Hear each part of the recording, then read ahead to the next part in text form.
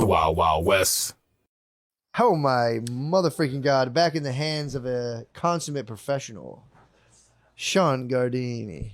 Throwing up hearts, bro? I'm just throwing up fucking... Oh, Illuminati. I'm fucking heartogram right now. You're heartogram. You might be Bam. I might be the devil, dude. Let's get it started. I have a Bam face right now, dude. I got Bam face myself, dude. I got hungover fucking Bam face. I feel bad. From the hangover? Yeah. You look good. Thanks, dog. Usually when someone's hungover, they're weak in the eyes. Your eyes are blazing with intensity. Your eyes are blazing with intensity of purpose right now. My purpose is to fucking plow through this podcast so I can play video games quietly. Yeah, it'd be fun though if we die and like you get to actually do like the real life review they talk about. It'll just be hours of like, why are you sitting on a couch? Like, it was like talking, it was like a podcast kind of thing. It helped people. Some people it helped. Well, people had really boring jobs. There was also people that fucking hated us. Yeah. People's work was so boring that rather than sitting there focusing on their tasks, they would talk about listen to people talking about nothing. My life, yeah. That does give me a joy though. It gives me a perverse satisfaction. What? That like, 'cause I've always hated every job I've ever been at, and the fact that we can mentally liberate people for just 2 hours. Fuck yeah. I do enjoy that. That was when I got into Opie and Anthony. Yeah. I had a job. My friend Brendan hooked it up right when I moved to Philly. Mm-hmm. I didn't have any jobs, and he was manager. He was a manager at an apartment complex, and he was like, I need somebody to just come assemble fucking IKEA furniture in every single room of this gigantic complex, day after day. Just show up, put together, and all I did was listen to podcasts, and I actually That's kind of nice. loved it. Yeah. Just listening to the joy of podcasts. It is a joy. Sorry, you triggered me. I was thinking of IKEA. You said assemble IKEA furniture. I was just thinking of my wife yelling at me about the instructions the whole time. Dude, she's always like, you got to read the instructions. And I'm always like, fuck that. And then I fuck the couch up. I do. I bring myself a world of pain. I have every time. Every single one up. I told her that's the point of it. I was like, then you realize you fucked it up and then you fully comprehend the couch. I was like, if I just do the instructions, I'll never comprehend the couch. You fully see it, dude. You might be Oppenheimer, dude. You are Oppenheimer. I'm telling you. I saw Oppenheimer. I was like, Matt can never see this movie. He's gonna get into. I gotta see it. Yeah. I don't think I've ever put together one piece of furniture without it being completely fucked. Yeah. And I don't fix it. You leave. I'll have a fucked up piece of furniture in my house for 4 years. Dude. There's a tilted table with legs. I'll be like, you can't sit on that. Yeah, don't touch that. Just put together a chair it's a decorative chair at this point. Yeah, she crushes me with that because there's sometimes I put together stuff like outdoor stuff, and she's like, "You're missing this bar," and I'm like, "Yeah, but it's like you don't even need that structurally. It's not totally needed. Sit it. You didn't even notice." Yeah. But over time, I'm like, we're gonna throw this out in 6 months. It's like IKEA furniture. Piece of shit. Yeah, we're gonna fucking break this. Someone's gonna sit on this. It's gonna break, and we're gonna throw it out and forget about this chair forever. Isn't that weird though? I thought about that before. How like as stuff, there's like more stuff to be had, but I feel like stuff is genuinely getting kind of shittier. Like couches are shittier and cheaper because every company is trying. This couch is obviously a classic Italian leather, but every company tries to go for the most expensive item I have. The couch is beautiful. It's actually a nightmare of a couch. Oh, this couch is comfy. It's comfy to lay, but to sit with like your seat. Yeah, to conduct business. Yeah, conducting business in this couch. This is a. This is a Turkish couch, dude. This is a lounging man's couch. It's just like an opium den couch. Oh, yeah. So I should have just eat figs. No, but dude, it's like as every company strives to further the bottom line, everything gets shittier. Like every house has plastic composite floors, which by the way are good for flooding. I'll give them that. But it's like everything gets shittier and faker. So like as people get like trillionaires, we'll just be buying like Lego houses in the future. Yeah. And it's like jerking off into a virtual sock, which... What the fuck? Now that I say that, did you prepare that? No, I think about this all the time. Every time I go into IKEA, I'm just like off into a virtual sock. But where's the cum go then? It's on your fucking into another dimension, dude. On a plastic floor. True. Actually, that's you think they'd come up with like a strict containment thing for that? Jizz? Yeah, we're in the wild, wild west of jizz containment. You think You think it'd be like a... Dude, I'm not ready for this. I'm not ready for this. By the way, to the folks listening, I woke up at 1. Yes. I woke up to... they're here. I was like, oh, shit. Anyway. Yeah. To be fair, I'm jarred out of sleep every single day. I got woken up today with my kid just It's kids in your face, banging right? her head. No, they're in the room. They're totally Yeah. contained and locked up. I woke up to this. My one daughter's going, oh, and is hitting her head against the door. And I was like, Jesus fucking Christ. Just wake up like, ah. You look at a monitor and like, oh, fuck. She's slamming her head against the wall. Fuck, we got to get in there. I'm pretty sure that's a bad thing. That's bad. It's a hollow door, so you just got to sit against it and go, boom. Yeah. Just rocking it. It's like, dude, calm the fuck And on. those kids, do they have a concept of the surveillance state that they live in? Yeah, they think, my daughter thinks that You're thinks, Big Brother, dude. You're Big Daddy. Fucking, She you're thinks- Big Daddy. she thinks there's a robot that watches her in her room that we can like we'll talk in a robot voice like, Maya, please go to the bathroom, and she listens to this fucking Yeah. robot. But if I'm like, hey, what's up? She's like, Daddy, come down here right now. So you have to do a robot voice, and she's like, yes, robot. And she's so nice to this Yeah. fake robot. That's how that guy tricked that. Remember that fucking that guy, there was a Netflix show about a guy who tricked a girl. He was like, he fucked like the whole family, and then he said he was an alien or something. Oh yeah, Was that you the told me same about one? that. No, you told me about that. He said One he was an guy- alien, and then he like jerked her dad off. He jerked him and the dad jerked each other off. He fucked the mom. He fucked the whole family. If somebody hacked that surveillance thing, is like, this actually is a robot. I could see myself stumbling into a gay hand job. Just being like, hold on, who's out there? Just watching TV. Oh, that guy wasn't wrong for that. Yeah. You'd be like, wait, you're an alien? You'd be like, you need a sample? I mean, the fact that he jerked the dad off and then fucked the guy's kids. He fucked the guy's kids, his wife. Damn, Oh my all God. the dad had to do was just say no to that hand job. I know. All he had to But do. once he said yes to the hand job, he was locked in. He's locked in. Yeah.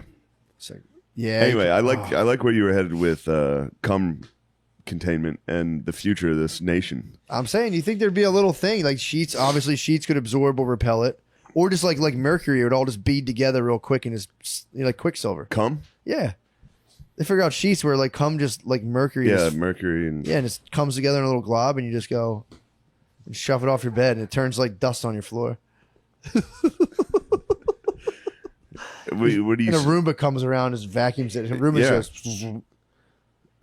Then you blacklight it at so night. like some type of adhesive or like some type of like your lube congeals with the jizz to make it that's mercury. a good idea. Yeah, that's a good idea too. To have your jizz. The lube is a good point. The lube could I'm have some still type of caveman. chemical. I'm still fucking cavemaning, dude. What do you mean? Just turn it? Yeah, you still turn it on your side. Yeah, You still let it rip onto the I'm, shirt. I'm more aquaplay. I'm more of a shower man, pretty much. You're an aquaplay. I'm into aquaplay. You're into aquaplay, You dude. get the temp right. You get the temp right on the shower head, dude. If the shower head's hitting you, it's like God damn. it's a beach, bro. That's a beach. It You're counts. Corona. I use the shower beach head. life. And yeah, that's the other thing too. It's like you got to start low with the temp because like Yeah. you like acclimate to the warm temperature of the water. So you start chasing the dragon, you get into like a real hot temp, and you're like, bro, I've come too far. So you got to start low if you're going to try You're to into catch. burn play If you're going to try to catch the temperature of the shower to to simulate match beach, a woman's mouth. you're gonna acclimate to it. You're You going gotta- 98.5. Yeah, but I'm saying you're gonna get used to that. And you go, I need to feel that warmth again. So you keep heightening the temperature of the water little by little until you're just fucking boiling your bird, dude. What? You know what I'm talking about? No. You get You in never the shower. simulated a beach. You never simulated use the temp of the shower while fapping in the shower. Hold on. Do you simulate. have a shower head? Yeah, I'm Like, not using that's it attachable. I'm not a pervert. I'm not using it. I'm just standing Wait. under the water. That seems worse. Why? I feel like a detachable is like direct, but Yeah, you're, but then you're you're gonna burning your then you're gonna fucking- shoot it up your butt. Yeah, but you- obviously, you shoot it up your butt, dude. That's not gay. It's not at all, dude. If you were jerking off and shooting it up your butt, that is gay. No, I'm saying you got like something important to do. Get the detachable shower head. Just shoot it up your butt real quick, then head out the door. Head and out handle to start the business. day. Yeah, that's normal. I'm saying if the water's just falling on you, and you're fapping, your back's to the water because then when you put if you're fapping into the water, you hear the pitter pattern. You can hear someone's that cursed you. Your brother hearing you jerking off has cursed you. Do you know that though? If you're fapping in the water falls a certain way, and it's very noticeable. It's like water. You know what I'm talking about? The water accumulates. The water accumulates, and then it just goes. It sounds like you're just dropping buckets of water. Yeah, so I don't jerk off in the shower. Oh, brother, that might be the future. I hate jerking off in the shower. Do you really? Yeah, love it, bro. The water is too. It makes it fucks my dick up. It's like having sex in water. That's terrible. Fucked up. I hear what you're saying on that. Yeah. Present. You put your back to the water. You do put your back to the water. Back to the water. I've never even considered this. You're being held from behind. Dude. I was a lay down in the bath jerk off. You can't jerk off in a bathtub. I swear, it's impossible to come in a bathtub. When I was a young man, back when I could fit in a tub. Now I'm like President Garfield or whoever that guy, Taft. Yeah, I'm thinking when your balls heat up from the tub, you can't crumb. You can only stroke. I mean, prove me wrong, unless you've crumbed in the bathtub. I mean, it's back when I was at my height of crumbing. I could crumb anywhere. In the tub, though? I crumbed in the tub. Not taking a bath, laying down in the shower. Oh, you just lay down in an empty bathtub? Yeah. I point the shower head as low as it goes, so it was just like on my feet. Oh, that's different. I'm talking about being submerged, which, by the way, respect. Because I'm not into aquaplay. When the you water just tickled your toes and fapped in the tub. Feet. When my tootsies were getting wet. I told you I got into historical play for a while, where I went back just thousands of years into BC mode, where I'm like, I can go anywhere in my mind. Why am I staying in this time frame? And I went back to ancient Egypt and fapped as a young prince. I was a young prince. You never told me this. I never told you this? No. Yeah, I got into fucking quantum time leaping. When I first got off the porn, I started time traveling while fapping. I was a young prince, dude, with a beautiful servant girl. And it wasn't even about me. I was just thinking about this situation that happened in 600 girl? BC. Yeah, servant girl. That's a little weird. I hashed that out. I was like, Jeffersonian sex play. Just a young back then. Before it was a big deal. It was fucking sick to be back a when it was servant not to a big the deal. Prince. Yeah. If you're a servant girl to the prince, that was awesome. And what would you say to the servant girl? I would say, oh, "What are you doing?" I was such a young prince. Oh, you were a young prince, and she innocent, was dude, innocent. Oh, so it was basically stepmom play, which she was like, "You need to be. You're under so much pressure. Pretty much. I need to release you, Mike. Let me introduce you to the ways of the erotic delights." And I was going, "But I'm just a young prince. Sir, I'm just trying to master all the hieroglyphs." And then what would you say when you jizz? Would you say, "Whoa, what is this?" I instantly just jumped back to the present moment and went, I have problems. and ran into my bed wet and got scolded by my wife. I get into bed so you're wet, dude. I get into bed. You're into historical play, bro. Lately. Oh, this wasn't that long ago. This was this was maybe 5 months ago. I get into bed wet. I get into bed wet as hell too. I love getting out of the shower. I don't like to fully dry off. I like to lay in bed wet. And my wife fucking hates it. That's fucking crazy. Dude. No, dude. Jerking off to in your mind being an Egyptian prince and then getting in bed soaking wet is fucked up, dude. That's I hate it. I get into bed wet. Do that, I get into bed wet. I fucking buried the time capsule. I've never traveled back. Honestly, it's too good. It's too good, dude. I broke the time machine. You cannot do the time machine again. It's too good. I might get the time machine going, dude. That's a good call. The time machine is so nice. I see myself more as a French aristocrat. I was just about to say, dude. I was like, try out the Napoleonic era, bro. The Napoleonic, yeah. Oh, French aristocrat would be nice. Powdered face and wig. Oh, what a delightful treat. Oh. People must have all just blown their load in 2 seconds back then, right? I don't know. I think they were really into it. You think so? Yeah, they were all they were very it seems to be all they fucking talked about. True. Was everybody was cheating on everybody. We're headed there again. Yeah. And you know where that ends? Everyone getting their fucking heads cut off. Yeah. If all you hear about is the rich and famous people fucking and sucking each other, and you're right. some poor guy with no food or cum, Yeah. you're gonna be like, we got to get in there. Dude, me and Lemaire listened to a modern rendition of Socrates defending himself at the trial on the way up here. Unbelievable. I mean, that was basically RFK in front of the Dude, I'm committee. telling you, literally. Yeah. I was listening to it. I was like, he has to We know. just did this. Why doesn't he just say, I'm Socrates? And just be like, you guys listen to this. This is what you're doing to me. Dude, I watched that whole thing, by the way. It was awesome. You watched the whole... I didn't watch the entirety of it. Oh, you watched his opening speech? I watched the opening speech. I watched several clips. You saw the highlights. They didn't let him talk that much. They were like, kept jumping back and You forth. see the girl behind the black lady? Yeah. Have you seen that one? The lady nodding white and chick? shit? Oh, no, I'm talking about... I No, thought I there's a saw like a white black chick. lady.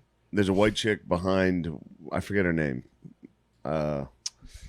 Yeah, The whatever lady who was black like the lady's name. leading the Yeah. leading spokesperson. The head inquisitor. She stunk, bro. The girl behind her clearly wrote every single question and speech and couldn't stop lip syncing what she What? was supposed. So there's just a girl behind her. didn't see that. There's a girl behind her like it's almost it's scary. What? Yeah, it's fucked up. Dude, that lady She is was channeling her. The white witch behind her was. Say this. She's like, nah. What's her name? Stacy Plaskett. Yeah, Does that that's sound right? her. Dude, Jim. I watched that She's whole on my shit list. I watched that whole entire Same. thing. They were like, there's just some people, the people there, RFK just goes there being like, yo, you guys are slandering me, knock it off, please stop. This is not what I believe. Stop, this is libel. Comes up with a great speech, like, let's stop attacking each other. Let's just like stop turning on each other. This is bullshit. This isn't, and they're just going like, you're racist, dude, the whole fucking time. The whole time. You're racist, you hate the Jews, and you also that lady Plaskett, whatever her name is, she was like, and you had the nerve to bring up the Tuskegee trials or the Tuskegee experiments and relate it to the COVID vaccine and tell black people not to get the vaccine. He's like, I never told anyone not to get it. I'm saying like, let's make sure these are safe. And then she went on this whole thing like that's lower than low, despicable, dude. RFK Jr. comes out and goes, by the way, they would never let him talk. Yeah. Finally, he gets to talk. Every time he talks, they go, reclaiming my time. Yeah. Reclaiming my He'd be like, time. can I respond to this? Can I? Yeah, he's like, can I? You guys Can are. I respond to that? That was mean. She said I was racist. Can I defend myself? never And let they're him do it. No. Dude, and even like some of the Republicans, I was waiting for him to volley him. The dude, the head guy in charge, whatever his name is, Gordon or something. He was down. Beast. He was down. He was Beast. down. There was the other guy from like, the other guy, the big bald dude. He's like Czar Fetterman, dude. He's the man. He was cool He's as fuck Republican too. Fetterman. Yeah, he's We he's need not. it. We He's need nowhere. a true Republican Fetterman. He's nowhere near the. He doesn't come close to him. He's just a big bald dude who's like nasty as hell. I'm glad we have one, thank God. But dude, so this lady's like flaming him, being like, "You're telling black people, you're bringing up Tuskegee. That's like the worst race baiting, blah blah. This kind of stuff." And he was like, "I never told anyone not to get it. I'm just saying, like, make sure it's safe, make your own decision." And by the way, dude, while the Tuskegee experiment was happening, the CDC was ignoring pleas from the people, from like leaders in the black community, being like, something fucked up's happened. And they were going like, according to RFK, going like, yeah. And he's like, and it was either my father, I think it was his father or uncle. They brought the matter to him and they looked into it and they fucking shut the thing down. He's like, by the way, dude, the lady was just fucking fuck. Again, whether that happened, I mean, I'm sure it probably did happen. But it was funny for him to be like, yeah, by the way, guess who turned their blind eye to the Tuskegee experiment? You guys. Guess He who shut brought up, down? like- Me and my family. My famiglia. My familia. So again, it was something of that line. I don't know if it's exactly the CDC, but it was one of those like health agencies. You know, they used to lock doctors up in the 1950s for bringing up the mind-body connection. You would go to I get jail in the 1950s. I'd lock them up. Dude, do you know a chiropractor's hours are I'm so a bit weird? of a McCarthy era politician myself. Well, at least you embrace it. That's sick. I'm like, what are you, fucking communist? Dude, shut up. Go to jail. Dumbass. Go to jail. Dude, that's the whole time during that thing, they were going, those dudes would talk and be like, we have emails of them being like, hey, I'm from the government. Take that down. Ban that guy's shit. Do this, do that. And they would just be like, we don't talk about active investigations. So like they had like proof that the government was censoring people through Twitter and all that stuff. Yeah. Which, by the way, if you notice this, they brought the social media companies to Congress a couple years ago and were like, we're going to fuck your shit up. Yeah. So I think they were like, we're going to antitrust you guys or field our emails and just do our yeah. bidding. I genuinely believe that happened, but whatever. So now all of a sudden they're there, and it was, dude. I remember that. Remember when Zuck got in front of everybody? Yeah. And they were like, he looks so weird. It's like, did you ever see the reverse angle of that when it's 10,000 cameras? Just literally, he's got to sit there like this. There's a million cameras. Not if he looked normal, he'd be a freak. Well, he's a freak. He is obviously a freak, but Zuck's a freak. 10,000 cameras directly in your face. Yeah, dude. You're gonna look like a fucking alien. And he's already a sweaty butt nerd, dude. He is a dude. He's a sweaty The butt sweatiest nerd. butt. Yeah, I know it is. Soaked butt. I know it is at all times. Actually, what we're doing here is really, really neat. I don't know if you've seen it. We're bringing people together. His butt's it's just impressive sweating how- harder and harder. It is impressive how much he can focus with that sweaty ass. When I have sweaty ass, the only thing I'm thinking is I gotta leave. Yeah, but I feel like if you've had it for 14 years, he probably as soon as his testicles descended, his ass became just a fucking rainforest. So from puberty, his ass has been sweating nonstop. I get it. The only time I get it is the mall. At the mall? If I go to the mall, I get a sweaty ass, dude. I get anxious. Now imagine in the mall, Constantly. Always being in the 45,000 mall. cameras, and they're Yeah. trying to take $1 billion away from you. That'd be crazy. Yeah. Oh my god, dude. Yeah, but they literally sat there the whole time and were like, "You're racist. You're racist." And they would like bring up like very valid points, and the lady would be like, gentle lady from wherever, Oh, God. New York speak, being like, hate crimes are up 40% since this, and it's because of the stuff RFK Jr. says. And it's The just one like, guy, when they were doing the yay or nay part, when he was vote like, to fucking when he was like, no to hate speech, the one guy, and Bro. then nay to hate speech, and then the one guy was like, no to this Soviet. It's Yeah. like, wait, you're the Soviets. dude. Did I fuck this up? Dude, I'm telling you, it was scary watching. Yeah. They try to This fucking Soviet Politburo or whatever. they try the to fuck he cut it said. off right away. Yeah. And it's also like, dude, so everybody, you mean everybody, God bless you.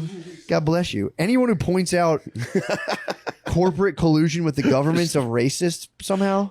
Yeah. Anyone who's against, who thinks like corporations might be tricking us to make billions of dollars now, hates the Jews and black Yeah. people.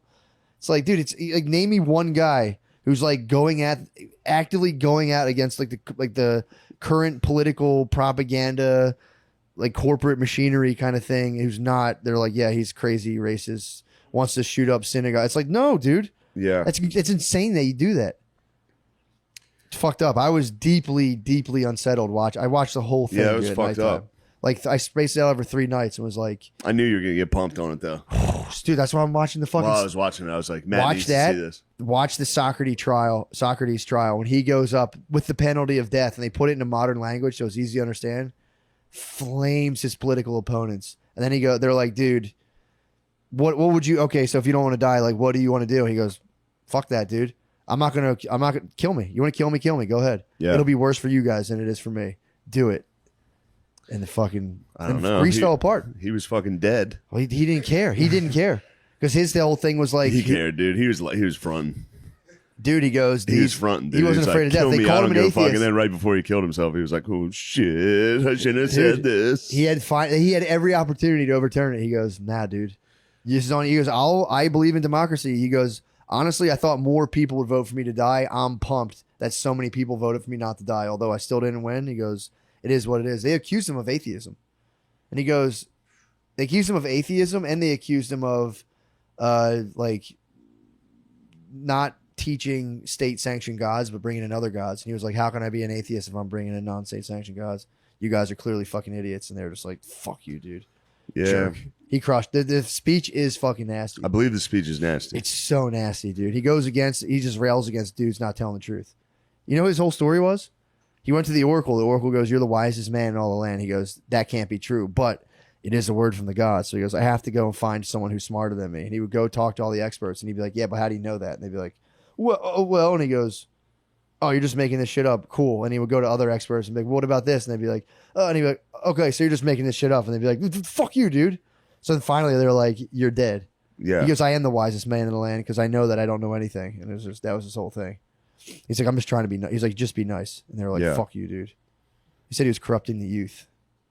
He goes, all right, so who, dude, the funniest part of the argument, he was like, So would you say like a judges here? They're not corrupting their youth, right? And he's like the guys, like the people who are persecuting him are going, yeah, for sure, they're not, definitely not. He goes, yeah, and definitely not like the prosecutors. And they're like, yeah, they're not corrupting the youth. He's like, what about the merchants? Are they corrupting the youth? And they're like, merchants aren't corrupting the youth. He's like, so it's just me. Yeah. I'm the only guy, and I'm corrupting the youth. Everyone else isn't. Everyone else Marilyn Manson. He was everyone else is a net benefit. Columbine's my fault.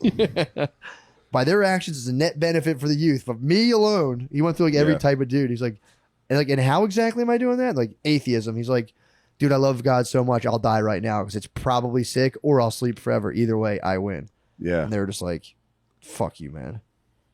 Yeah, it was fun. Dude, that Socrates in modern terms or whatever that video was had me fucking gassed up. Yeah. But either way, That'll get you going. It got me fucking flying this morning, dude. It was so cool. I'm watching these guys in the seat of power lie.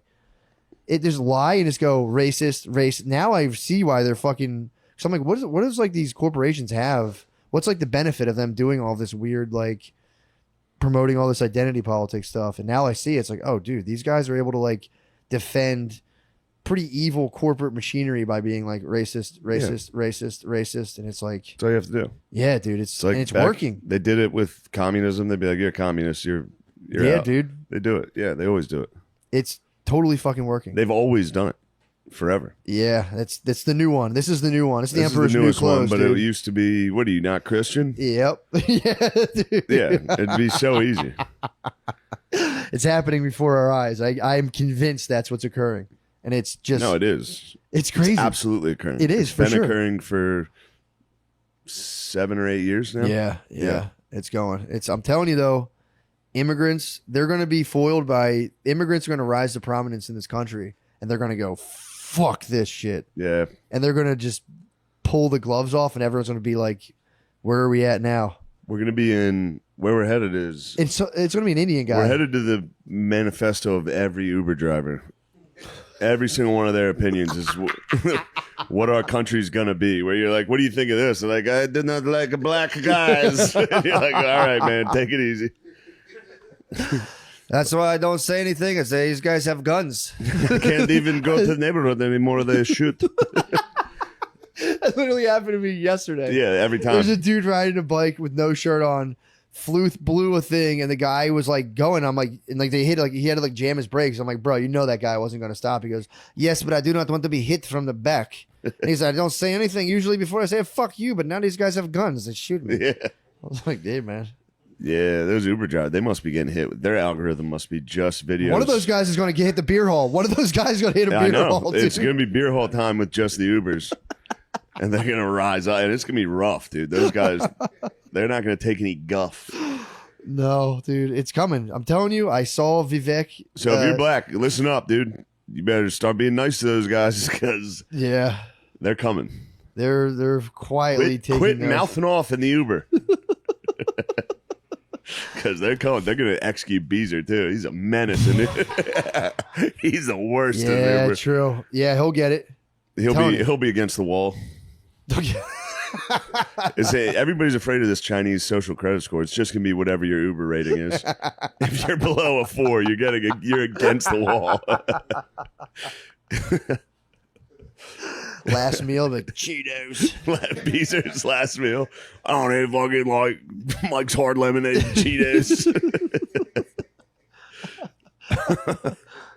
Me and Lemaire were talking last meals on the way up here. I'm going with a bacon, egg, and cheese on a long roll. I thought about it long and hard, and I was like, that'd be probably my favorite thing to That's a eat. good one. Bacon, egg, and cheese on a long roll, the longest roll too. You might plan ahead and think about the most vicious dump for whoever executes you. Just to be like, yeah, you think you guys want to deal with this when my carcass is still laying there. Oh, good call. I said chili dog. Chili dogs. Yeah. After he had chili dogs all day yesterday, him and his brother made chili dogs. Brothers, Dude. you guys last mealed it yesterday. Lemaire, that's what I was like, damn, that's like a last meal. Lemaire, what'd you guys do together? You guys joined forces You yesterday. and your brother tag team some chili dogs. Listen to what they did. Roommate Pete. We made chili dogs. We made chili fries. and I made a graham cracker apple pie. You made graham cracker apple pie? Yeah, Chili dogs, chili fries, any straight chili? it was. People were getting in that pan, dude. The leftover chili was had. True, dude. true. Yeah. I guess you can't make Obviously, chili dogs the on chili. leftover chili was had. What were the farts? The farts were catastrophic, dude. We all partied before we got the farts together. We all Oh. yeah, we all went to our individual homes. Damn, Yeah. you guys all four meet at the same time around like City Hall. That was the Just Wuhan explode. lab. You guys spread those. How farts. are your farts in the way? Oh, that rest. No, they're pretty powerful. They're powerful too. God damn. That dude. was the Trinity. That was Los Alamos, dude. So you guys had chili dogs, chili fries, then you make a graham cracker crust Yeah. apple pie. Yeah. Why the wild departure from the chili? That's like Yeah, the departure into the apple pie is crazy. Yeah, that's wild, fucking dude. insane. Me and Jabir walking through the grocery store, and I just saw pie crust. I was like, I'm gonna make a pie, and then I made a pie. I'm telling you, you guys together are the fucking best. Yeah. I tell you, I came home to them. Lemaire was watching the dogs. Appreciate that. I come home to Lemaire and Jabri, and it was just like, there's something about the two of them together that's just so fucking perfect. Yeah. It's just Jabri laughing at Lemaire, Yeah. and and everywhere where Lemaire has knowledge gaps, Jabri fills them in. I've experienced this for Dude, how do you? 12 years, It's dude. the best, dude. Yeah, I've watched them twice a week for 12 years. I watched them interact. I mean, that's why them popping fucking air mattresses is like, it's my favorite. And again, Lemaire. I've said it 1,000 times. Jabri told a story about he was just laying in bed looking at a spider's nest above him and it fell. He got covered in spiders. And then the other ones they're just farting and snoring on air mattresses. And occasionally an air mattress would just Dude, I think between the two of them, they know how to do everything. Talking to Lemaire today, Lemaire's like, I can fix your fucking website. I'm like, sick, dude. Definitely look into that. My pan was fucked up. I'm like, oh fuck, throw that pan out. Jabri's like, hold on 1 second. If you put olive oil on sea salt, it'll actually put a coating. I was like, yeah, but that's for like cast iron. He's like, no, it works for nonstick as well. He's like, if this doesn't work, my fucking time at culinary school has been a waste. Dude, I do it. Fucking that pan lives again. Yeah. He fixed my pan. Yeah, Fix my pan. chef. Yeah, chef, dude. He's totally militant in the kitchen. He's totally militant. Yeah, they're the fucking Lemaire. Your video game show, you have to do it. You have to have Jabri though. Yeah. You have to have him laughing at you lose to pro gamers while he goes, ha ha. You didn't stand a chance, Lemaire. Yeah. Yeah. Yeah, he's really good too. Obviously, he's good, dude. He's black and autistic. I'm telling you, they're all black yin yang, dude. They fit perfectly. It's crazy.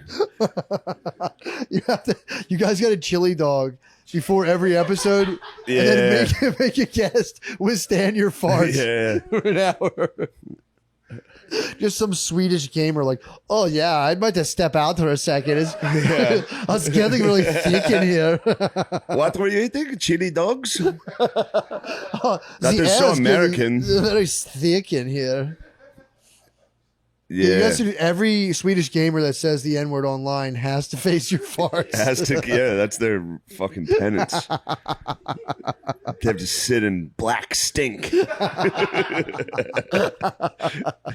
have to sit in the blackest stink.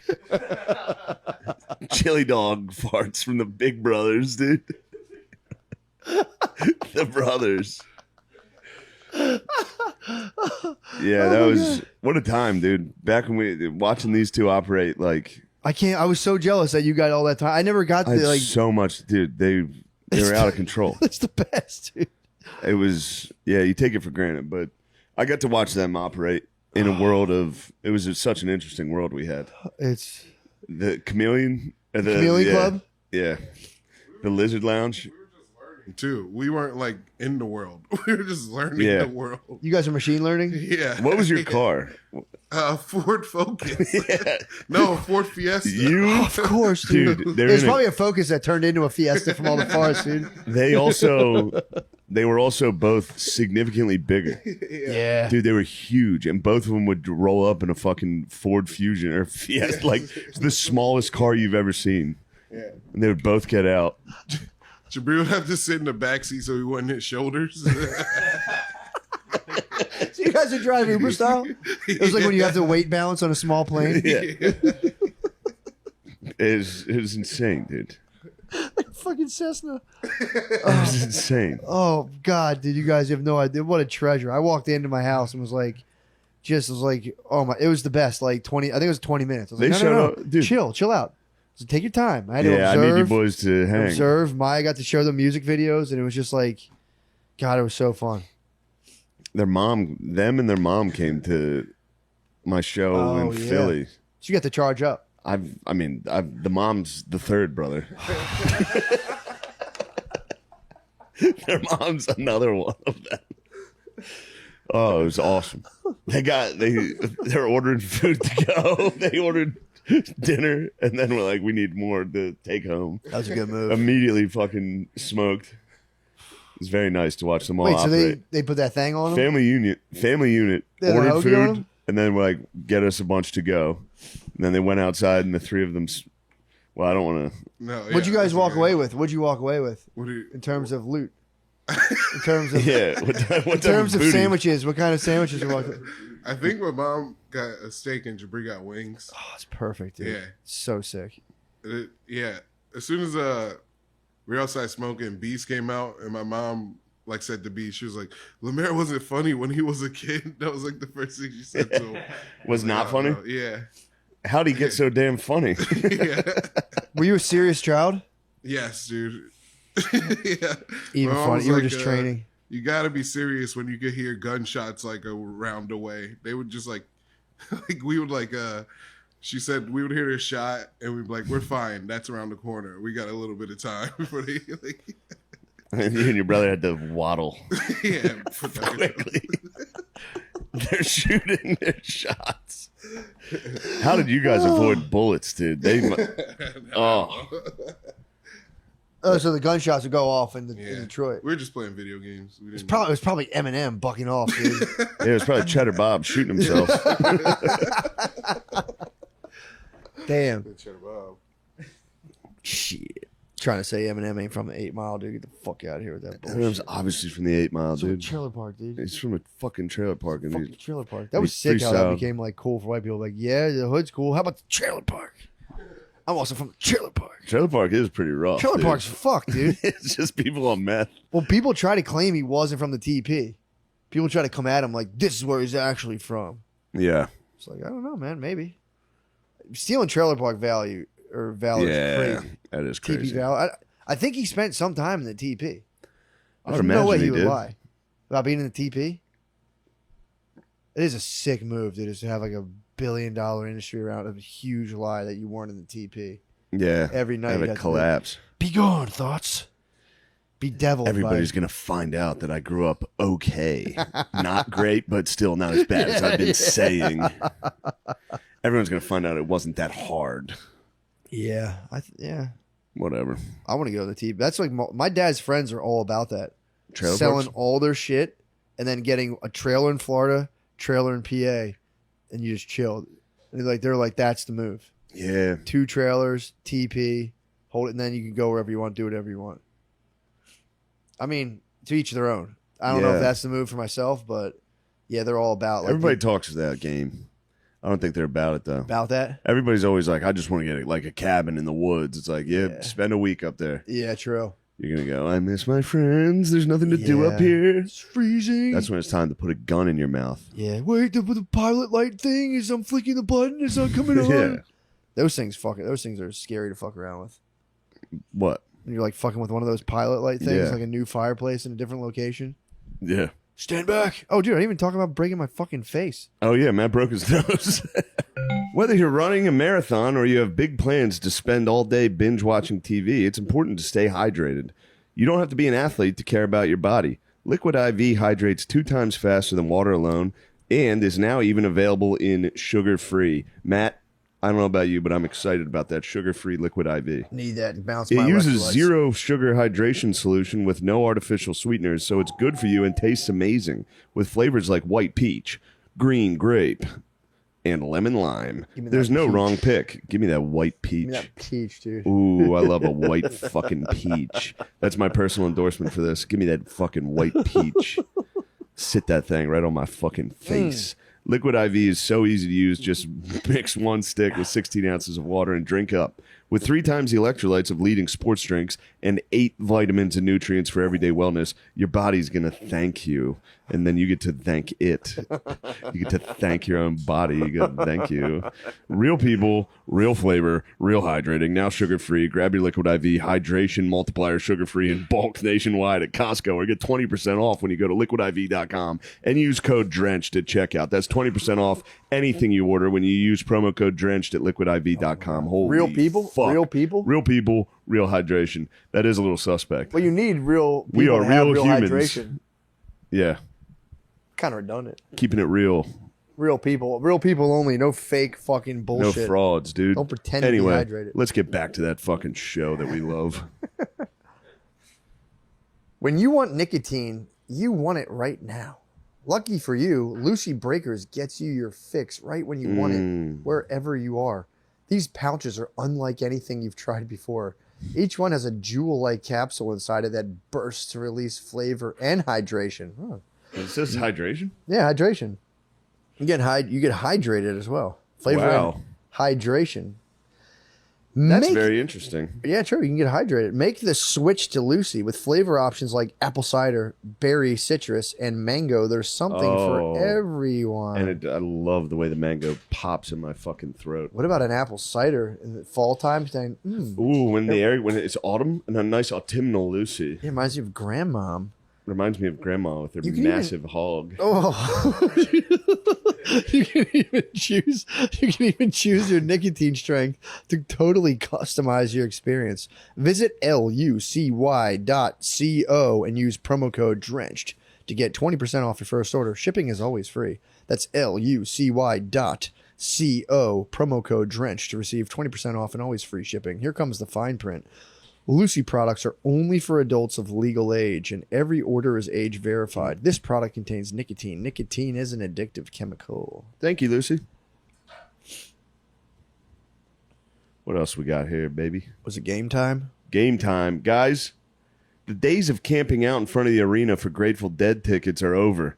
Buying tickets to your favorite show could be as simple as ordering a pizza. Thanks to Game Time, it is. Game Time is the fast and easy way to buy tickets for all sports, music, and comedy and shit like that near you. They have killer deals. They have killer deals on last-minute tickets and a best price guarantee, so you can relax and you can just focus on having fun. Thank God. Personal endorsement. I can't get enough of it. I buy Oh my tickets God. all the fucking time. Well, here's my thing. I'm always so focused when I'm buying tickets about how much fun I'm going to have. And then now I can just go, I'll just relax. And just I leave can it to ignore these, the rigmarole of buying the tickets. No, now I'm now I'm excited about the show. just I'm about having to see. fun. Stop planning your life months in advance. Game Time has deals on tickets right up to the day of the event. You can even get exclusive flash deals you won't find anywhere else. For those who like to see what you're walking into, you can get images of your seat before you buy, so you'll know exactly what to expect. Nice. Oh, man. That's perfect. Snag the tickets without the stress. Snag the tickets without the stress with Game Time. Download the Game Time app and create an account. And use code DRENCHED for $20 off your first purchase. Terms apply. Again, create an account. And redeem code DRENCHED for $20 off. Download Game Time today. Last minute tickets, lowest price, guaranteed. Ooh, baby. That's something nice. Back to the motherfucking That's something I can show. look forward to. I Now let's can't get wait. back to the show. You're cracking me up. I broke my nose in 2 fucking places, dude. You would have loved it. Dude. I would have. I mean, I was delighted when you showed me, when you sent me the picture, when you told me what happened. It was. I actually was laughing very hard, and then I stopped, and I was like, I hope he's all right. I was fine. No, I was. I was like, are you all right? And you're I like, knew "Yeah, how I'm fine." funny I it was. like, As soon as I was Yeah, on yeah, in an Uber on the way to the hospital, I went, that was kind of funny. It looks fine. Yeah, it's all right. Let me see it. Yeah, you can't really see it that much. Hold on. Get a better look. Yeah, you see it. You weren't lying. It's like going back to where it was, but my septum, dude, I went to the ear, nose, and throat guy yesterday. He remembered. He goes, you were at 25%, dude. He's like, you're at 5 right now. And I went, son of a bitch. Damn it. He said, cut me. He had the same It was funny. I went to the ear, nose, and throat guy yesterday, and he has the same last name as my mom, like my mother's maiden Yeah. name. I'm not going to say what it is for you freaks. You can hack my credit cards. My mother's maiden name. The ultimate key to all my fucking kingdom. What was the first pet you ever owned? My dog. What was its name? Sharky. What was my childhood best friend? Yeah. Oh, shit. Spilling the secrets. Yeah, so I was like chatting this guy up. Like, I knew that we had the same surname thing going on, so I was like hitting him with like kin. I was talking to this guy, and Oh, he's a kinfolk. kinfolk. He didn't know. I still haven't told him. I'm gonna tell him right before I go on the knife. I say, look, we're kin. Don't Better fuck this not up. We're fucking kinfolk. kill me, dude. Dude, yeah, so I was with him yesterday. He goes, bro, you're at like 25%. You're at like 5 now. Yeah. You know, and I actually floated a couple theories. I was like, dude, is it true that different nostril breathing activates different hemispheres of the brain? He just went, no. I was like, fair enough. And I waited. Dude, then he goes, actually, now that you say that, he goes, there's a guy I like whose work I've always followed closely. He's like super renowned. He did write something about like activating different areas of the He brain. was just being polite. He's like, no, he goes, it's not, you're not, you're Being not bringing polite. oxygen to it, but there is activation. But he goes, I read that and thought like, that was a weird thing for this guy to publish. But he goes, so maybe, I don't know. So he left it at that. He was being polite. No, this guy was, dude. He was This being polite. He said it. He goes, no. And then he was like, well, I shouldn't have been No, that he harsh. waited- he- no, And he then he waited. waited a couple minutes and was like, actually, I'm telling you, you know, this is my I've kid. heard Look, something like that. me and this guy are basically two people. We're kin. We're related. We're cousins. Dude, and our surname also means warrior when you translate it, dude. Oh, Now people crack the code. They're yeah, gonna find out my your mother's fucking maiden name's Guerrero. Mother's maiden name is Nancy Plaskin. Mother's maiden name is Gentle Lady from Vermont. They're not called gentle ladies, dude. They're called fucking girls, dude. It's Yeah, gentleman. they're fucking women. Yeah. Lady. Hey, fucking lady. Yeah, hey, lady, make it quick. Okay, she's done talking. Erase that from the record. Just while she's talking, you don't have to type. You don't have to type. You're wasting your time typing. she's just mad. Just let her fucking talk. Ugh. No, dude. So then, talking to this bro, he started telling me what they're gonna do. First of all, I broke my nose fucking body surfing to the bros, dude. I had my family gathered to watch me. I said this is gonna be inspirational to my kids. Took in a wave. Maya wasn't paying attention. She cried because I came off. You see that? She goes, I missed it. I was like, Don't "Do worry. it. I'll get out there and do it again. Big wave comes. And you know when you see a big wave, but there's a bigger one behind it? I went, Yeah.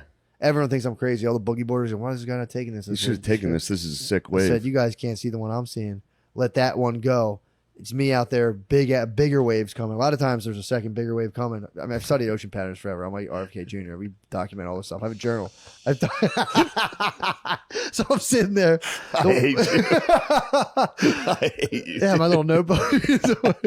So the wave comes. I paddle as fast as I can. I say, please don't let me miss this wave in front of my kids. Dude, I time it perfectly. I'm watching boogie boarders just lose themselves in the bubbles. I'm fucking ripping on this thing, dude. I go to pop my head. I'm about to hot dog. So I pop my head out the water. You're I'm hot about dogging to look for your kid. Periscope while Oh, yeah. riding the wave. I did it already that week. Periscoping out to look for the kids. As I pop my head out of the water, it just felt like I hit a brick wall. I look and there's a 12-year-old girl sitting there, and I come out of the water.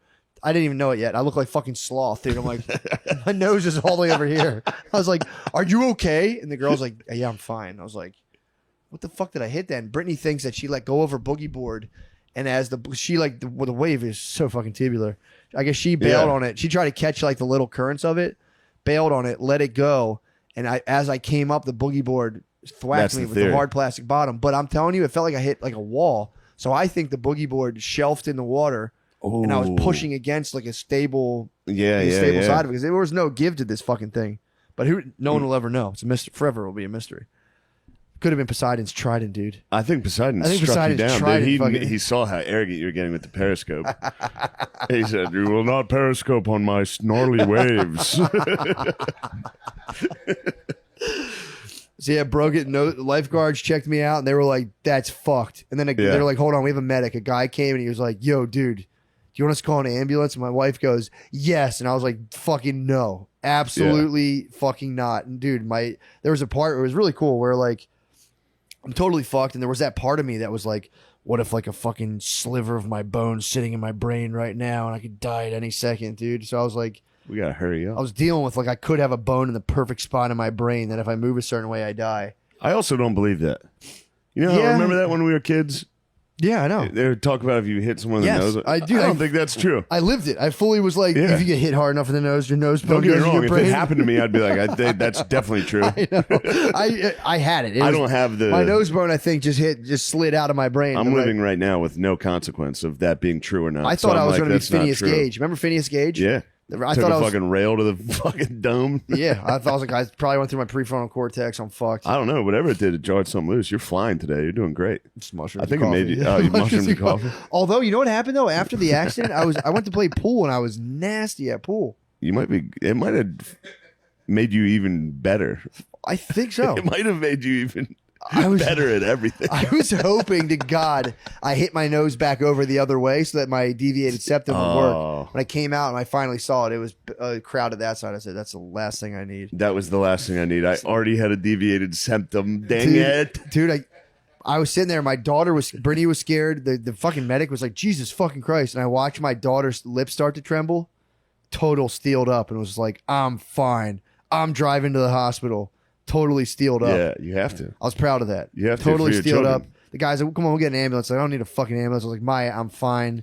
Get a Totally fucking fine. ambulance? Yeah, I'm like, I don't need a fucking ambulance or a No. broken. He's like, well, you might be dizzy. I'm like, yeah, I'm fucking dizzy. I just got whacked in my fucking Yeah, I got a head. concussion in front of Yeah. my family. So then I said, he goes, you shouldn't drive. I was like, I'll get an Uber then.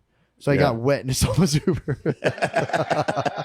The dude was the man. Can you take me to the hospital? Dude, I just had gauze on my face and a towel and a bathing suit. And I brought a tank top so I wanted to be shirtless. No shirt, no problem in the hospital.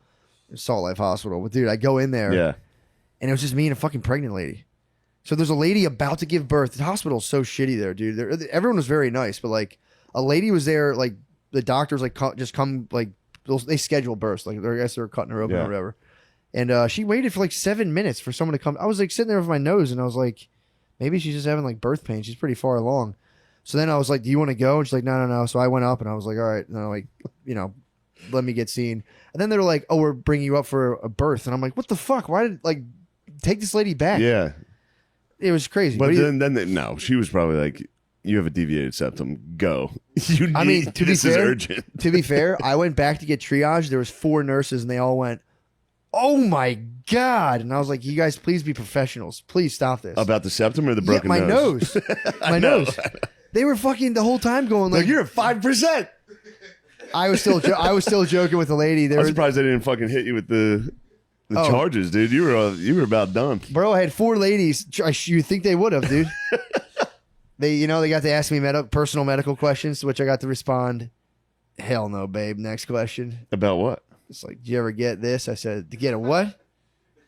Not this guy. Let's keep it moving. What do you mean? They're asking me about certain injectables and if I got them. And I said, the what? Oh, they asked if you got the vaccine. They while asked, you- and I said this. Why? I don't know. They always ask you. It's like, you guys don't hype. They're just hyping me up. So I get to go, "Psst, nah. Yeah. Psst, that one? Nah. Yeah. I That's said, sick. for the record, it doesn't mean I'm anti-vax. That's very weird. They ask that. They ask you all the fucking time still, dude. Because I think they like try to get you still. They'll be like, do you want it? It's like, no. Yeah. No, yeah, I I'll get don't. it now. I'm still waiting. I'd like to get it now. I'd like to get blood clots now. Dude. R.I.P. Tori Kelly's not R.I.P. She's still alive, but Tori Who's that? Kelly, she's a singer. She's fucking like 30 years old, blood clots, hospital. Which again, who knows what caused blood clots, but I've never, because sometimes when things happen, the news does make it seem like they're happening more. Yeah. But also, like, dude, did people ever get blood clots like this? It's fucking weird. I'm with you. But either way, who knows? We're just Ooh, it does. speculating. It does feel like some severe weather's headed this way. Hold on, let me check my nose. The lady said I'm going to start feeling it in my nose. Fucking damn it, dude. That pulled me. Yeah, I can detect weather. God damn it, dude, dude. it was literally my dream. I think I still might be dreaming. 4 ladies were like, "That's so gnarly." I was like, "It's nothing." Like, did you get the vax? I went, "Nah." It was tough guy. I was in tough guy That's heaven. about as cool as it gets. I was in tough guy heaven, dude. It was the best, dude. God, it's nothing more shameful when somebody's like, "Did you get it?" It's like, yeah, I had to. Yeah, but that was equally So embarrassing. To be fair, it was equally brave. I was so afraid of it, dude. For me, it was less scary not to get it. I was so scared Mine of was it. full lazy. I was just like, yeah, I'll get it if it. But I got to walk over to Dwayne Reed. That's like 3 blocks.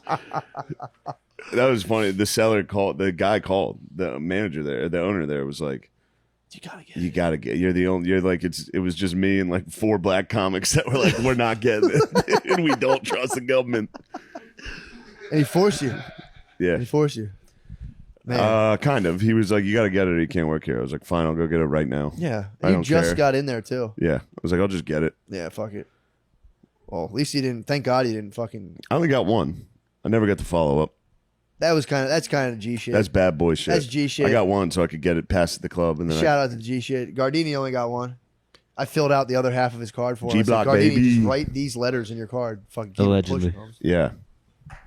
Bro, it's I was safe. Salt It's safe. Life. Patriots are in the fucking power. There's a lot of Yeah, Patriots you're right now in complete control. Can't wait for fucking X, dude. X Twitter. X Twitter, dude. Dude, No, it's it's not gonna be Twitter. nuts. It's Twitter. It's X. It's just X. I'm gonna buy everything on X. It's gonna be a marketplace, dude. It's gonna be a I'm marketplace. stoked on it, dude. I can't stand people hating on Musk. dude. If you would have saw what I saw, You saw the I Starlinks. saw Starlinks, dude. If you see Starlink, you go, actually, Musk is God. Oh, by the way, he's just trying to make the internet free for everybody, too. yeah. He's trying to give Africans fucking Wi-Fi.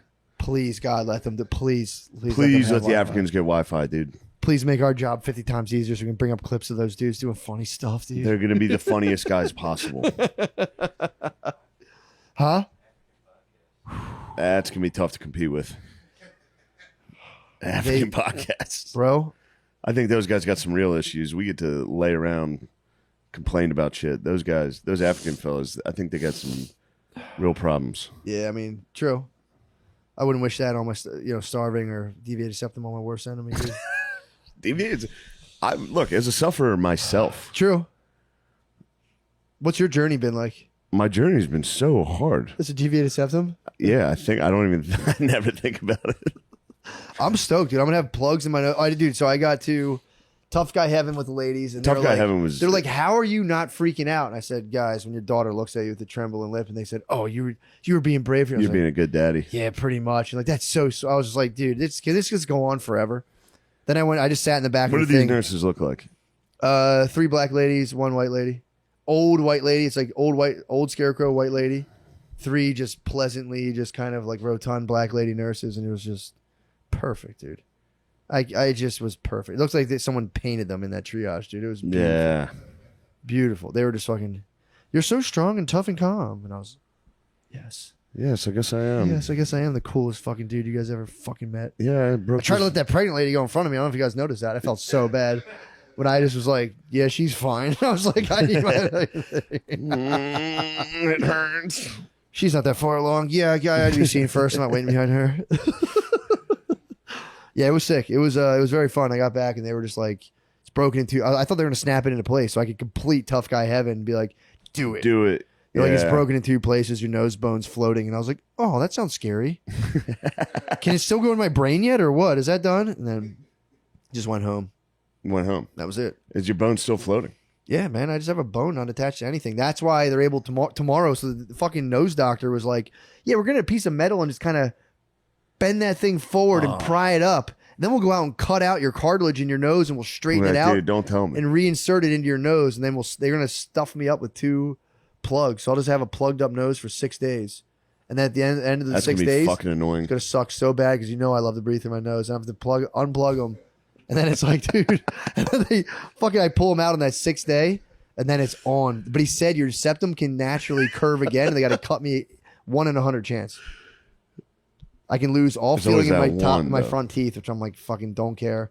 He's like the septum can curve, and I told him, I said, dude, when I'm on that table, forget aesthetics. I want pure functionality. So you got to cut little gills on the side of my nose. Give it to me, dude. I want Please. total functionality. Don't worry about what my nose looks. If it comes down, if you have to make a choice between functionality or aesthetics, I want you to err on the side of fucking functionality, please. Of course. The guy's just like, You're the first guy we're who's fucking ever cousins. said this. We're fucking cousins, bro. We're fucking cousins. Dude, I was leaning into tough guy shit. I had double black eyes at the beach, so I would like walk into places and just be like, these guys think I'm so fucking tough. I just thought you were a crackhead. I know. With my family. This is a good-looking homeless guy. Got 2 black eyes. Yeah, broken boogie boarding. Yeah. Body surfing. Oh, Body surfing. all right, dude. Imagine It's a fucking fuck. deviated septum and a boogie boarding rash. That's That would have been hell. That boogie board rash is nobody can. No, yeah, that's tough. That would have sucked. They would have rushed you in the ER. Oh, dude, if I had a boogie board around, I'd be like, Yeah. you guys think this nose is bad? Check how red my stomach is. My dude. belly is. I knew I should have went in and got my rash guard on, but I didn't. I was Salt Life myself this weekend. You did. You're at the I was down fucking. in Florida way. I was actually. It was there for a ceremony for my uncle's salt death. He's the Salt King. He's salt death. That's Salt King. He dude. was a salt. He had a salt death. They. My never mind. Salt roll. He fucking the way they have these things that are like buoys Yeah. for your ashes. Oh, no, stop it, dude. So they took him out on a boat, Chop me up, burn me now, put me in one, bro. put him in a cremated buoy that it's biodegradable. It goes away in the water. And on the way out, there was drinks. Drinks were had. Dude, this guy And fucking rules, dude, to plan that out. My aunt, she took the buoy. She's the one who threw it in. She had a couple drinks, and she was her last words to him. She was like, "Okay, go live with the fishies."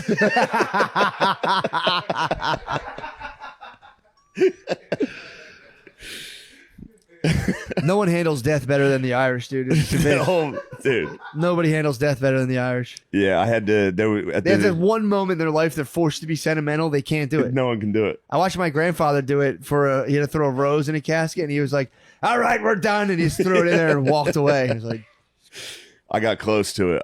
There was a slideshow at the "Oh, dude." coffee and donuts. Everyone's hanging out. Slideshow. My father was just staring at it, tearing up, and I was like, "Get the fuck away from this thing, Phil. Don't Get out look of at here, it. dude." Don't look at it." And then I started looking at it, and I was like, "Oh, Slideshow. crying for our family." Slideshow crushed. you, Slideshow dude. got me. It was me and him in like 8th grade. Like, he was my confirmation sponsor. That was my guy, dude. That was my fucking bro. Then they kept getting me. Every single person in my family kept coming up and being like, "You guys had a really special relationship. You guys loved each other." And I was like, We did. "Knock it off." Yeah, leave me be. I'm trying to go see Starlink again. True. I mean, Seeing that's Starlink race across the night sky is as cool as it gets, dude. shit. Fucking rules. It's startling. It's very scary. I've never seen one yet. Spud saw one in Vermont. You saw one. If I'm you the see one, fucking it's last guy. it's like, oh shit, what the fuck is What, that? it's like a blinking red thing. No, it's a string of satellites. It's like a long line going across the sky. It's very What are yeah. they doing? Are they? How do we need like more of them to get the internet right? Don't you yeah. know, I was supposed to witness a launch. I heard it got rained out. It got I'm rained sorry out. for your loss. That sucked. That sucks, dude. I mean, my uncle I'm sorry, dying, that's- whatever. I never even thought about what I said. My uncle dying, fucking whatever. Missing the SpaceX launch fucked me up. They Because we probably were right on the, sabotaged but we had a nice little beach house. We were right. I could see the towers. I could see the Kennedy Space Station towers. I was so excited. I was like, I'm just gonna fucking. I stayed sober all day. I was For like, the I need launch. to be sharp for this launch. You're in astronaut training. Yeah, You're astronaut training. You know how hard- microwaved your dinner and you didn't drink. You're ready for space. I was ready to watch Just it. in I- case you're like, dude, our astronaut tapped out. Do we have anyone? Like, I haven't had a single drink today. I haven't drank once. I had a few, but not really. It doesn't count if you only have a few. I've only been drinking vodka and Tangs all day. But yeah, it got rained out. It would have been so, but they pushed it back. It was supposed to be 7. And I was like, this will be cool, but I'd rather a night launch. I want to see the whole sky light up. And then they were like, the rain's coming. We got to push it back. It kept getting pushed back. By now I'm drunk. Yeah, true. I was timing it so I was drunk at 7. Yeah. Now they Oh, pushed it's it back to 9. like 11:30, and I was like You're just one eyeing the distant trying to darkness. see it. Well, that thing's going to fucking space. That's crazy. You guys ever think about, oh, my uncle?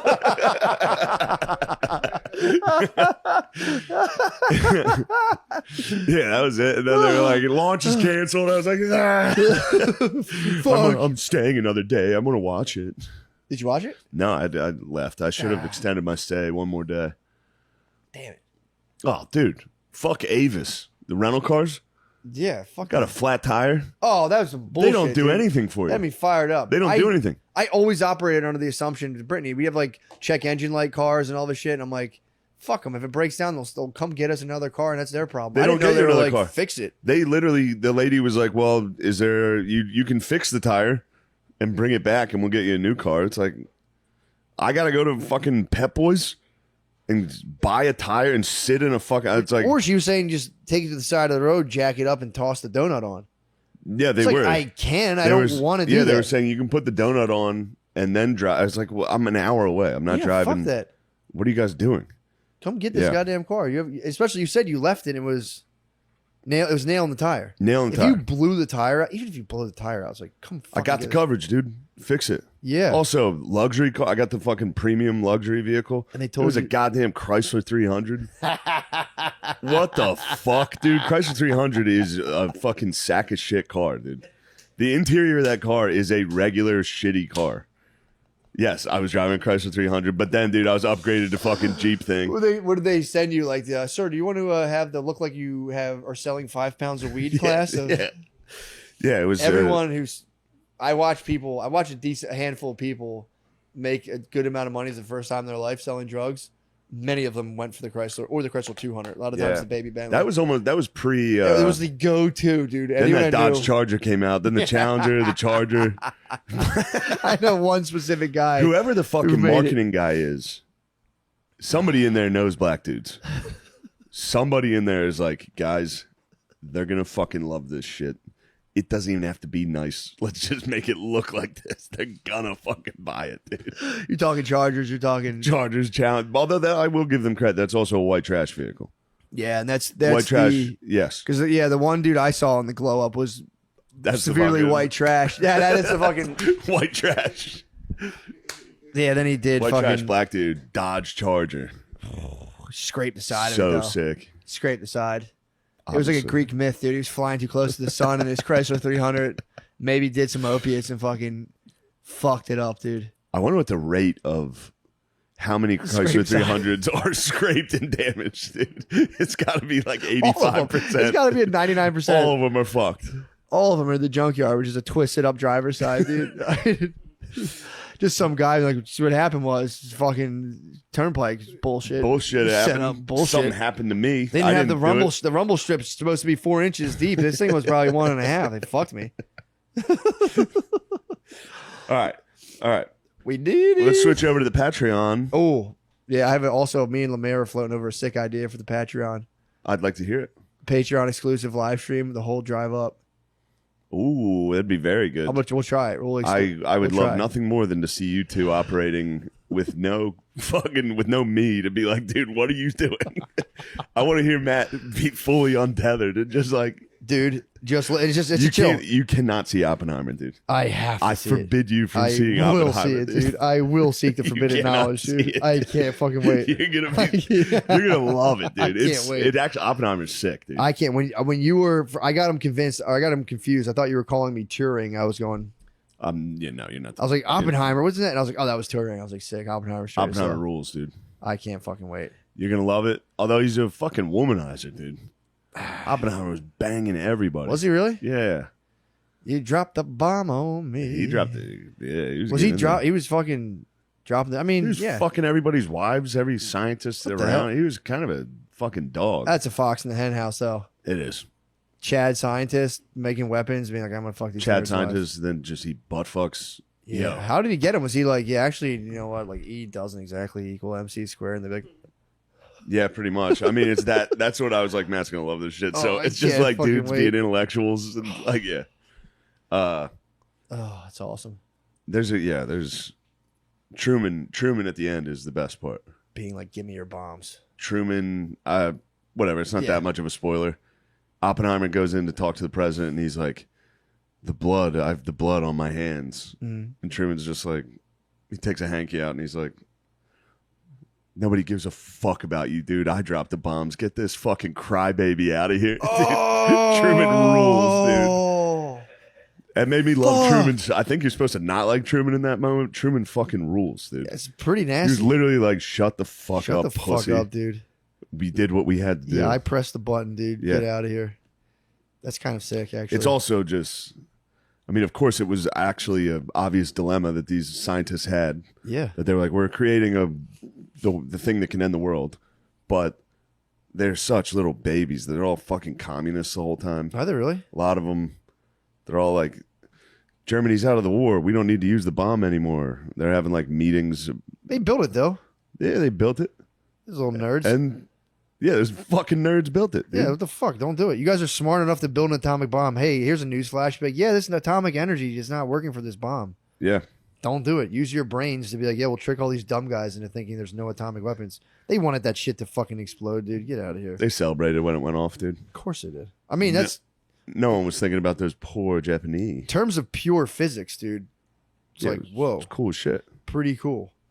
But apparently there's more to life than just physical laws. But I don't want to get in trouble with the scientific establishment, dude. I'm already mired enough, dude. They're gonna get you, dude. They're gonna be like, we have a real threat, dude. It's coming. You're gonna be one of the top. I can see the day you're in front of that committee They get me. trying to get you, and you'd be just like, dude, I believe in the Constitution. Believe in the Constitution. The only thing love I'd it. ask is that if they see my sons chasing fucking objects and power more than living a good life, just to set them straight when I die. That's what he said for his sons. He goes, "Do they have any final wishes?" He's like, yeah, if you see my sons putting position and authority or whatever before being true and good, tell them not to do that. And then he just drank the hemlock. Oh, I thought you were talking about Kennedy. I was like, No. what the I'm talking about fuck? Socrates. He said that at the No, I'm end? talking about Socrates. They were where they're going to kill him. They Yeah. were like, he's like, you clearly you don't care about the youth. He's like, what is it about? Then he's like, clearly you don't give a. Dude, it's sick as fucking speech. So fucking good. Baby, we did it. We did it. We're at an hour. All right, let Yeah. us go into the Patreon. Yeah, so it's worth it. Let's go into the fucking exclusive only. Sorry, losers. Sorry, You can't see the rest losers, of this. you're never going to be able to see this. It's going to be so much fun. So- Also, sorry about last week. Yeah, that was, That was a For little real? bit. That was half Lameezy, full culpability over on this end. yeah. We it was our had bad. we thought we could do a nightcast. We tried our best. We did try our best though, and we stayed up, dude. I ended up operating on 2 hours of sleep the next day. We tried to do it our best. That sucked dick. It was just, it wasn't the one, man. It wasn't the one.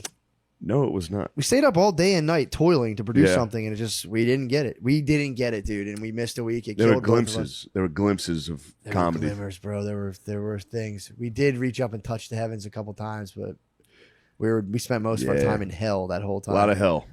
And we got punished for it. I broke my nose. You got slapped in the nuts by a wave. yeah, I got wrecked. Lemaire, something bad happened to Lemaire. What happened to you? Didn't you something bad? Yeah, I had a butt cyst. Lemaire got a butt cyst. Oh god. And it popped. He was describing it to me. I'm like, stop, man. He's like, it was the worst smell ever when it popped. I was like, yeah, enough. Oh, my enough, God. Enough. You've got it, and you got a tit cyst too, don't you? You have a tit got cyst? No, this TNA is gone. It's cyst. gone. Dude. I got rid of it. I got rid of it. You've come down with severe And that's TNA. what he gets for littering. He tried to litter the other day. So he does littered. litter. He got punished. We I was- summoned demons. You would, 3 in the morning. you would have loved seeing me get fucking racked in the nuts by this wave. I was just sitting there looking at a beautiful sunset, drinking. I was like, I gotta take a piss. went out like waist deep, and I was like, I gotta bend over for this wave so it gets me. Dude, it just slapped me. I was leaning forward like this, and a wave just racked me in the nuts, dude. What happened to that boy, dude? You got clapped. Dude, it fucking crushed me. Yeah. Yes. All right. Patreon let's do time. it. Let's get Let us there. go. Love you guys.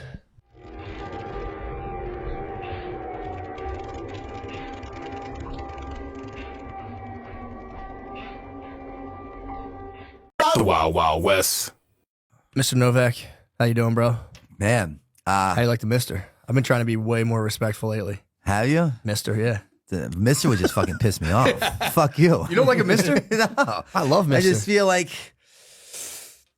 it's like an authoritative figure. Yeah, you don't And like that. I don't. I have You don't a like problem with like authority and conforming. Where's the authority problem you think come from? My fucking father. Yeah, but he I was was a just crazy drug addict, Hell's Angel guy. But he know? was still authoritative. He was still like, in his own demonic, fucked up way. Yeah, you know what I mean? yeah, Like yeah, he yeah. was really disconnected from reality, and he lived in his own world, and his own world looked like he rode with the Hells Angels, and everything was transactional, a business, while under the influence of crack or fucking meth. And so like he was the guy that like he would come home at 2:33 in the morning, and when he was awake, the whole fucking house was awake, and everyone was gonna wake up to sit on the sofa to watch him and his biker buddies party. So What? authoritative in that approach. I see what you're saying. So- Damn, I thought I had a problem with authority. I just have an Irish Catholic father who spanked my hiney. And I'm like, yeah. dude, I don't Fuck, want that's to a hear wet it. dream for me, you cocksucker. Fuck off. That's what I'm saying. I'm like, I have a fucking authority problem.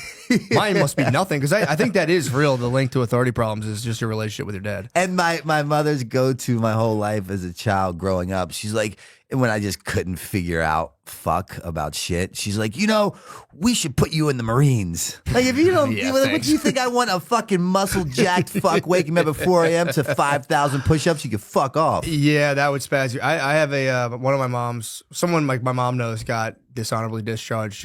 From what I heard of just waking up and being like, get the fuck away from me. And they're like, dude, you're out of here. Dude, that's bad. that approach does not work with me. Yeah, I wouldn't think so. Well, because I already am wired with like, if it doesn't make sense to me, it's wrong. Yeah. You know what I mean? Yeah. So like right out of the gate, I have a lot of shit going against me because a lot of things don't make sense to me. So I walk around like wrong, could do better, should do better. But Yeah. so it's what I've learned in life for me is that it's all about approach, right? And today it's much easier for me coming from a position of simply understanding as opposed to being understood.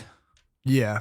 So like I just accept you for where you're at, the jarhead for where he or she's at, and just it's cool. Yeah, that was something that blew my mind during COVID. And I like mentioned this before, but I still can't get over it. Like I didn't realize how much I did this, but like, especially during so before COVID, I didn't know that I was really doing this, but I'd go through a supermarket and like every person I saw, it would just be this like weird invisible battle in my head where I'd be like, look at this fucking guy, fucking pussy jerk off. For Then I would sure. see a lady and like, fucking chick's not even hot. Is she looking at me? No, she's not, fucking bitch. And like, and you're doing this like crazy maniacal thing in your head. And then COVID, it came to a fever pitch because there was like the mask versus no mask. And then it was like, Yeah. it was just like, it just all came to a head where I was like, dude, why am I this stressed while taking a walk? And I started doing a thing where like, when I would be out at a grocery store, I would really focus on not having like a silent battle against people and instead just like wishing strangers well and like you were saying, exuding that, whatever that Totally. energy is.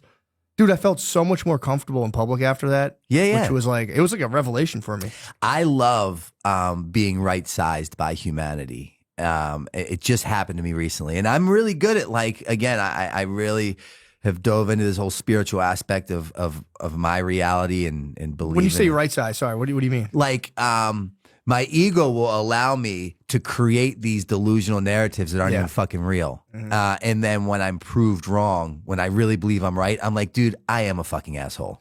And it just happened. You're a Philly guy, right? Yeah, You'll yeah. relate to this story. Had a crazy weekend. I was in New York, all kinds of stuff going on. I drive back and I have like these weekly dinners at this place in Fishtown Sunday nights. And Fishtown's kind of oversaturated with like a lot of hipsters. Sure. And in my mind, hipsters are just kind of tattooed, bearded, angry people for no fucking reason. It's not like they lack resources or Sure. whatever. Yeah. I create this narrative. So I had a long weekend and I'm trying to park under the L to go to this restaurant I go to, and there's this ice cream truck, and it's fucking just submerged with hipsters getting ice cream. And that's cool, right? Yeah.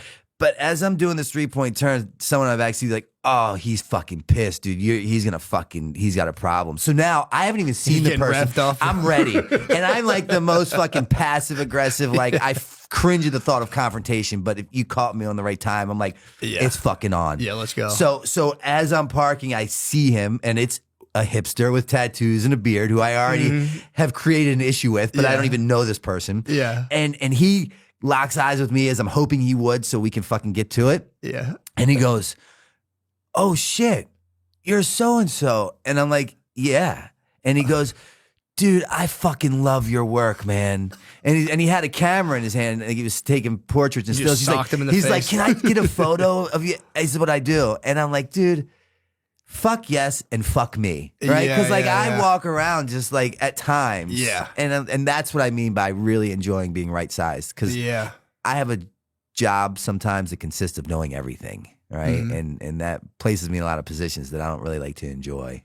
Yeah. When you say you have a job of no, what do you mean? Because like, for so long when I was caught up in addiction, right? When logical people who knew how to stay sober would suggest to me what I might want to do in order to save my life, I'd suggest why they should fuck off. Yeah, Because yeah, yeah. I know.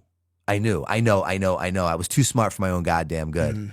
Right. And then I got to this place where the pain became so unbearable.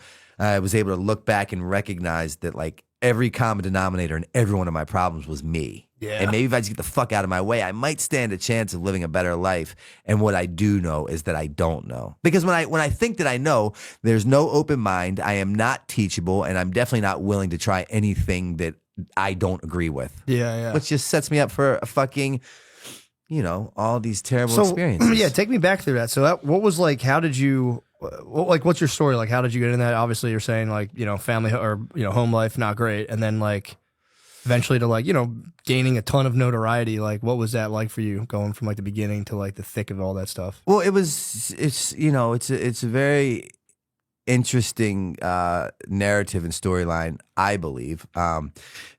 Because I come from Baltimore and you're obviously from Pennsylvania, so there's a lot of similarities at this table. But coming from that home life of a pretty chaotic household and a father who was pretty out of his fucking mind, I believe I was genetically predisposed to addiction or alcoholism, and that paired with the atmosphere I was brought up in, it just made sense. Yeah. But throughout that journey, I was blessed with a skateboard, and I fell in love with skateboarding, and another guy from Baltimore named Bucky Lasik. Yeah. Who I played him on Tony Hawk for sure. He's my fucking, he's the man. He's the Really? legend. And he was from Baltimore, and he kind of recognized the talents I possessed. So he took me under his wing and got me sponsored by PAL, and that's where the skateboarding world took off. But then we would go to Cheapskates in Pennsylvania, the skate park. Was it Boards and Blades or what? Boards and Blades was later After? on, Okay, and right, that right. was right off Route 1 right there. I was a young boy at Boards and Blades, and you would Totally. see like Bam Yeah, and we Squab would come through, skate and I'd be there. like, oh, we filmed like some of fuck. the CKY shit there. Yeah. Like the stunts and stuff. Yeah. Naked Dave doing an ollie over the pyramid, and then Bam, I think kicking him or punching him or something like that. Yeah, that was always legendary. You guys would come. We were like 12. We'd be like, oh, dude, fuck. Yeah, Like yeah. trying to do one heel flip. Like, this fucking rules, dude. I'm going to get sponsored. It's it. Pro board coming. Oh, it was As soon as I get this heel flip. Yeah, they're coming. Spitfire's coming for me, dude. Once I get that. Need a manager at this point. Too overwhelming. But nonetheless, so I meet Bam, and then we at that skate park called Cheapskates, which was clearly before your time. If Yeah, Boards and Blades was when you started. Yeah. And Where was Cheapskates? I don't know. It was in Okay. Pennsylvania, and we Somewhere. would drive up. Right on. And Bam would always be there, and he wasn't sponsored at that point. Bucky and I were, and we were instantaneously became thick as thieves. Mm-hmm. And we'd practice for this one contest every year, which was the NSAs. They'd have in Bricktown, New Jersey. Okay. And either he would win or I'd win. And one year I didn't show up, and he was there, and he went to Bucky, and he's like, yo, Bucky, where's Novak? And Bucky's like, I think he's on heroin. And Bam, at such a young age, was like, well, what's that? Right? And not such a young age, like 12, 13. It was like 16, 17. But That's pretty young when still. you're consumed in like a nice, wholesome life that revolves around skateboarding and a good family, like you don't have conversations that consist of those words. Yeah, sure. So it was at that point that his career in skateboarding totally excelled and took off, and mine went to complete shit, and I chose to pursue a life of heroin and addiction. Fast forward some time later, I'm really sick one day. I can't come up with any money. But at this point, I wouldn't even acknowledge a skateboarder, right? It was like, it was the equivalent of like looking at the woman you like get away, the love of your life. Yeah. You're like, dude, if I just did a little, like, so it hurt me like that. Yeah. So I'd avoid skateboarding like the plague. But one day I was really sick and I couldn't come up with money. So I decided to go to this skate shop in Fells Point called Select. And I asked, when I get there to try to get some money, they're like, we're not going to give you money, but Bam was here yesterday with the Toy Machine team. And he asked if we ever saw you. We said no. And he said, well, if you do, give him my number. So he leaves his number. And a couple days later, I call, and it was the number to Fairman's skate shop in town. Westchester. Yeah. And I called Fairman's, right? Timing is everything in life. I call Fairman's. It's not even his skate. It's not his house. It's Fairman's. I'm a homeless heroin addict. I pump in some change into the fucking payphone, right? And this change is like my lifeline, right? So I got my finger on the thing. Like if it don't answer, I don't get you're beat gonna for the pop money. So I'm like, but Dave answers. He's like, yo, he was just here. He's next door at Kuma, which is the sushi restaurant in town. He's like, hold on, I'll go get him. So he goes and gets him, comes back, and then that night I'm on a Greyhound bus from Baltimore to Westchester. And he's like, yo, come live with me. You know, you can at this point he had done the CKYs, and then Viva La Bam had just started, and he allowed me to be a guest on the show and started to get paid by Viacom. and I could do all this shit. I just couldn't. I could have a credit card. I could live at his house rent free. I just wasn't allowed to do heroin. Okay. That was the stipulation. No problem. I was cool with like coke and alcohol because that was like I wouldn't steal your shit when I wanted more coke. Yeah. That makes sense. So that was kind of how I like. And then throughout that process, Bam would always be like, "Yo, your stories are like the fun." He always loved the positions I ended up in as a direct result of my heroin addiction. Yeah, like letting gay men shave my asshole for rent money and fucking letting men blow me for more dope and just getting stabbed in the head with an ink pen and fucking like all this nonsense. So he's like, "Yo, you can live at the house," and now I'm starting to get appearances in Jackass. He's bringing me along and he kind of calls me like his walking television.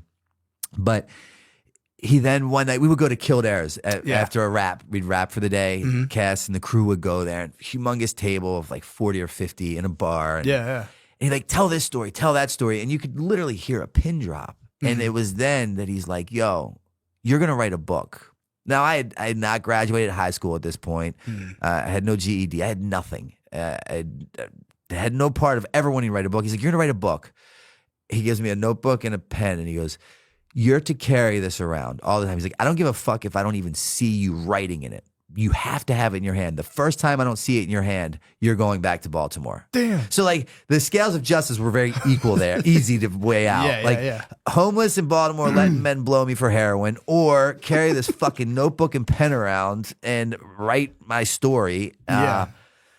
And still be on a TV show, drive a car, credit card, paid by Viacom, blah, blah, blah. And you were maintaining sobriety, like relative sobriety? No, not even close. So he would like, I never was allowed to do what I really wanted to do, which was opiates, whether it was like Percocets or heroin. That was very frowned upon, and he made it very known to everyone in Westchester and the people we worked with to not give me any. So people listened, and but nonetheless.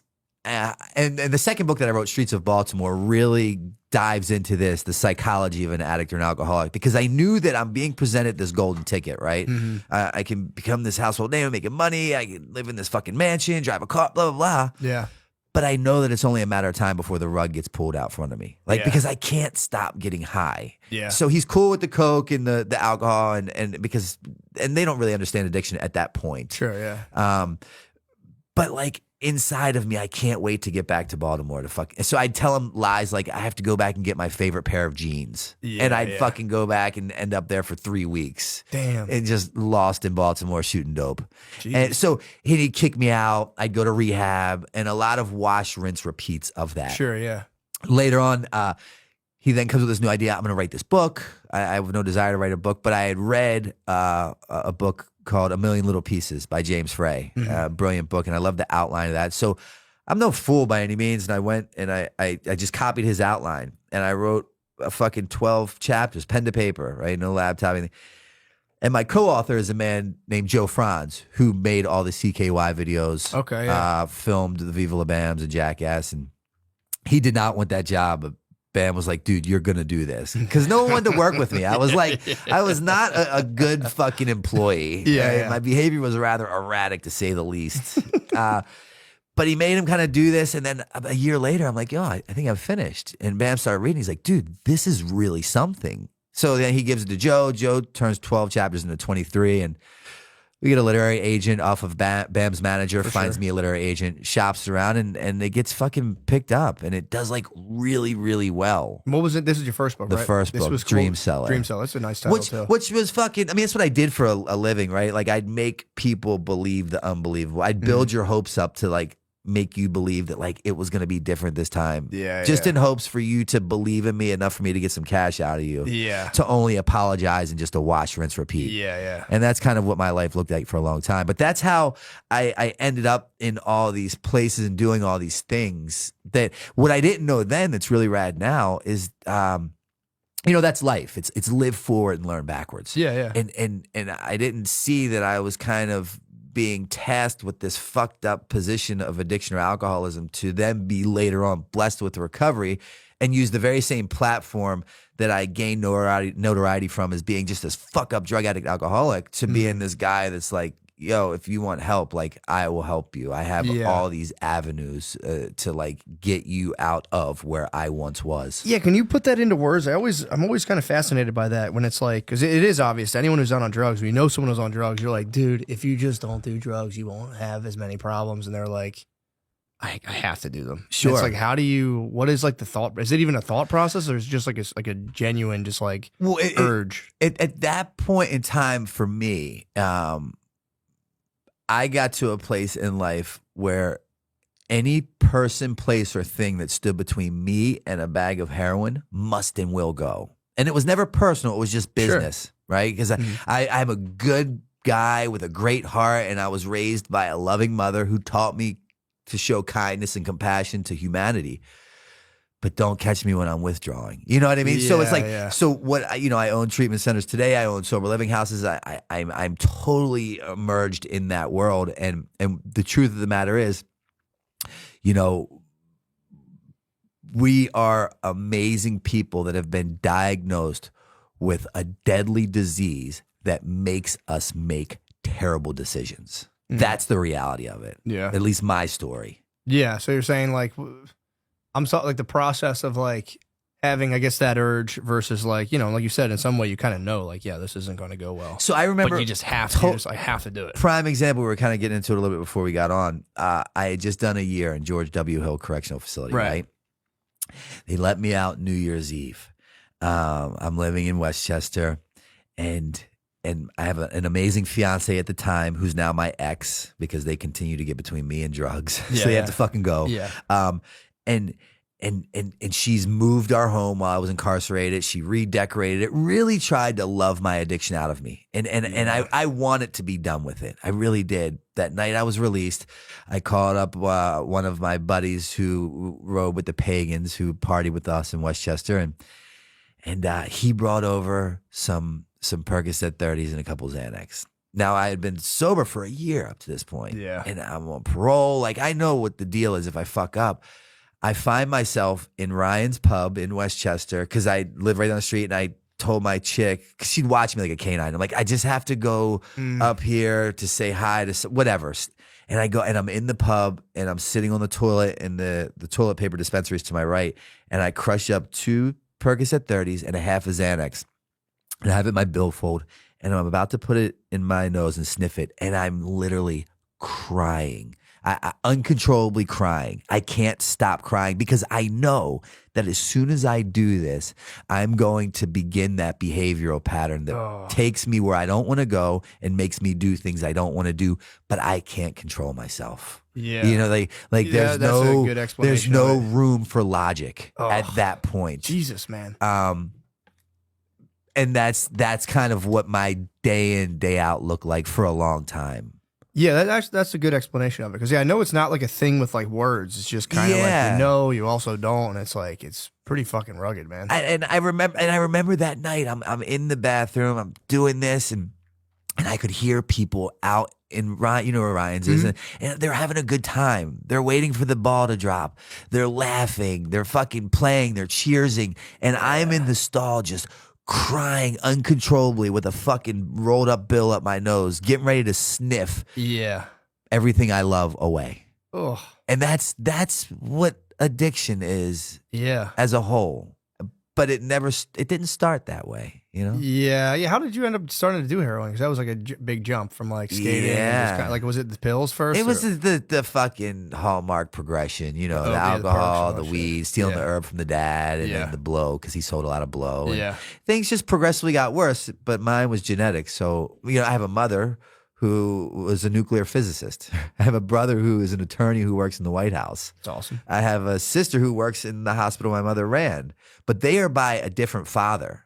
I'm the only one by my father. Got you. He was an addict and his father was an addict. Yeah. So I believe I was fucked from the gate. Yeah, that But makes sense. the thing now is that it's like, my poison has become my medicine, and it's turned out to be the biggest blessing that's ever happened in my life. Yeah, that is the thing with. I feel like addiction. It is like it's almost like a weird spiritual practice if you think about it. You just kind of like, rather than like meditating, you're just getting so fucking high all the time. Totally. Your life just collapses, and then now you have to really kind of, it gives people, I think, a deeper appreciation for life if they make it through. That's my, sure, and that's the thing, right? Because here's the reality, and this is why people are so just like frustrated with battling the disease of addiction. Mm-hmm. Statistics state, theoretical evidence dictates that I or anyone else that is sober are to be high or dead, right? Like the data collected, the analytics fucking from all over these studies that are given states that the majority of people die as opposed to find sobriety. Yeah. And I remember getting out of my last facility, and you know, BAM was always a constant theme throughout my life. And I stopped over and I saw him, and he's like, "What the fuck? What was different about number 13 treatment center? Why not 12 or 10 or 6 or 4 or 3?" He's like, "What did you have, like a meeting with God or something?" And I didn't say it to him because it's just too much for one to grasp. But in my mind, I'm like, yeah, I kind of did. Really? So and that's what I've heard before. Wasn't that what AA was founded on? The guy Bill and Bob went to like Carl Jung, and he was like, "Bro, either find God or you're toast." Yeah, in a way. So you know, I'm not religious. I don't particularly care for organized religion. Sure, but I'm insanely spiritual, and it's like, where's my spirituality if I judge your spirituality? Mm-hmm. So like acceptance is the answer to all in world. For sure. But I didn't understand that. See, the truth of the matter is, and this is a blanket statement that I'll make for anyone that's in addiction or in recovery, is that we didn't get here because we took the short bus to school. Quite the contrary. We end up here because we're too smart for our own fucking good. And then I land in a seat of a 12-step meeting or a treatment center that literally has the ability to save my life.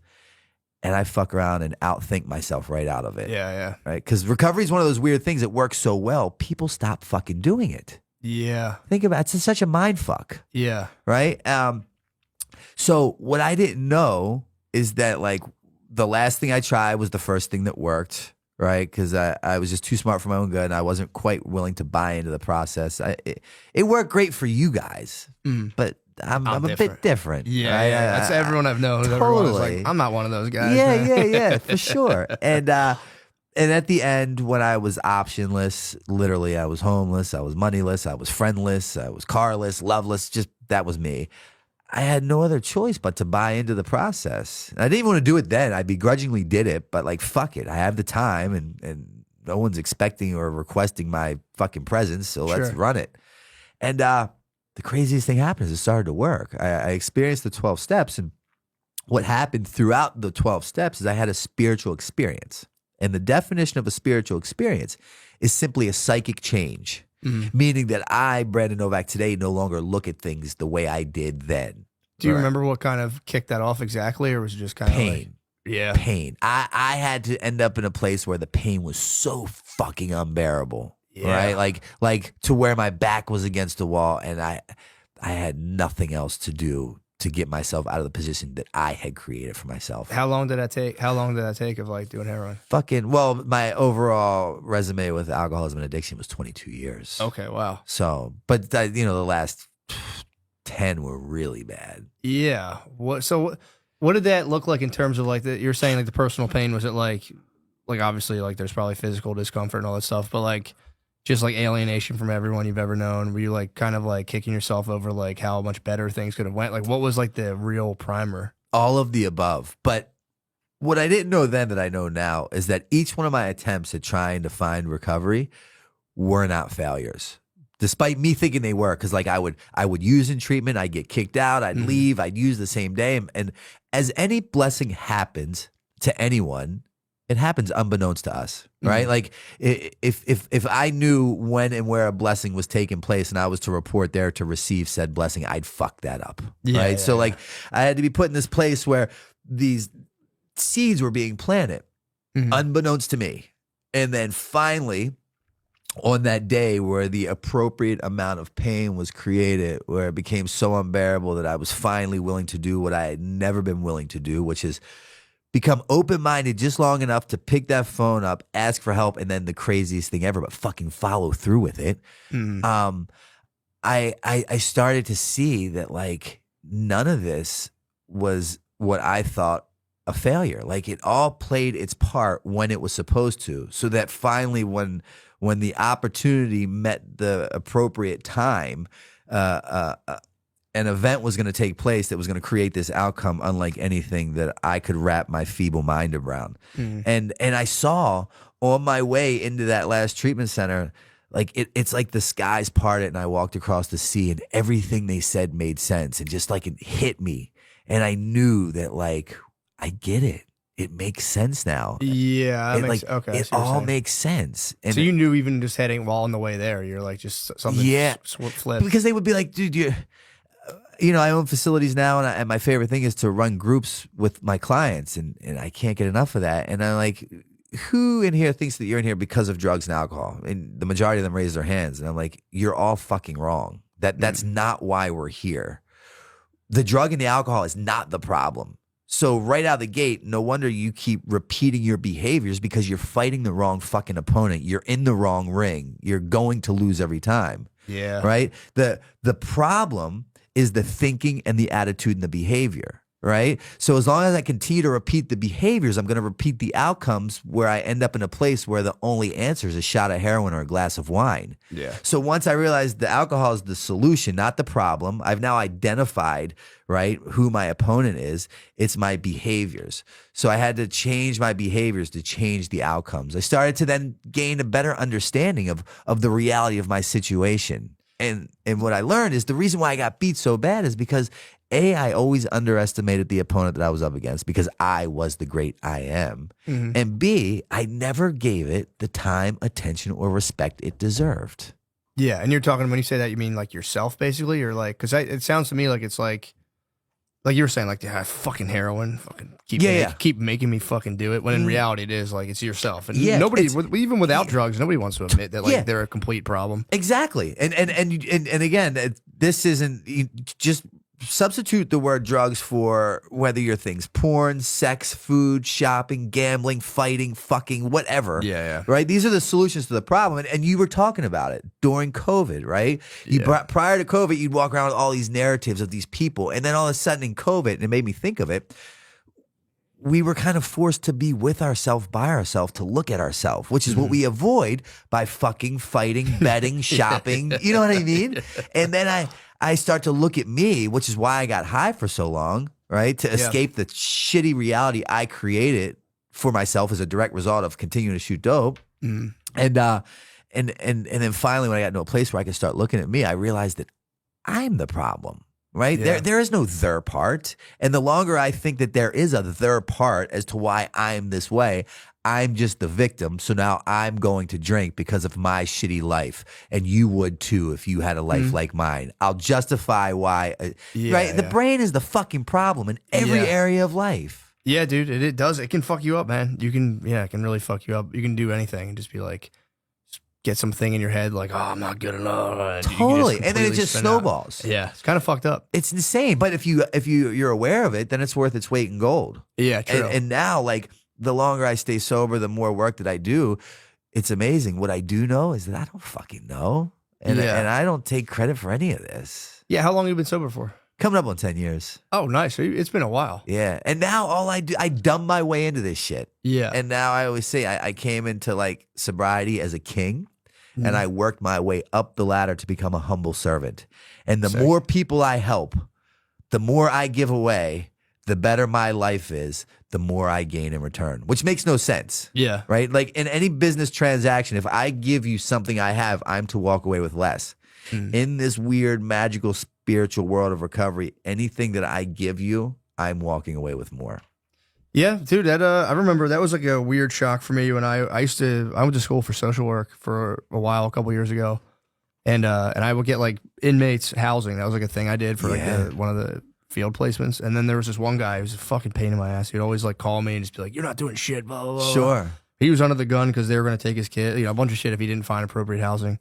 And I remember the day I found him a house, we're both in this place, and I called him up. I was like, "Yo, dude, we got it." And we both were so happy. And I was like, that was such a funny. Yeah. For something so dumb, it's a big deal. It's a house. But I remember like I won this like comedy contest and I was like, this is it. And then I got the guy a house and it was literally the same feeling. Again, it was the same exact feeling of like timing and opportunity meeting to create a beautiful outcome.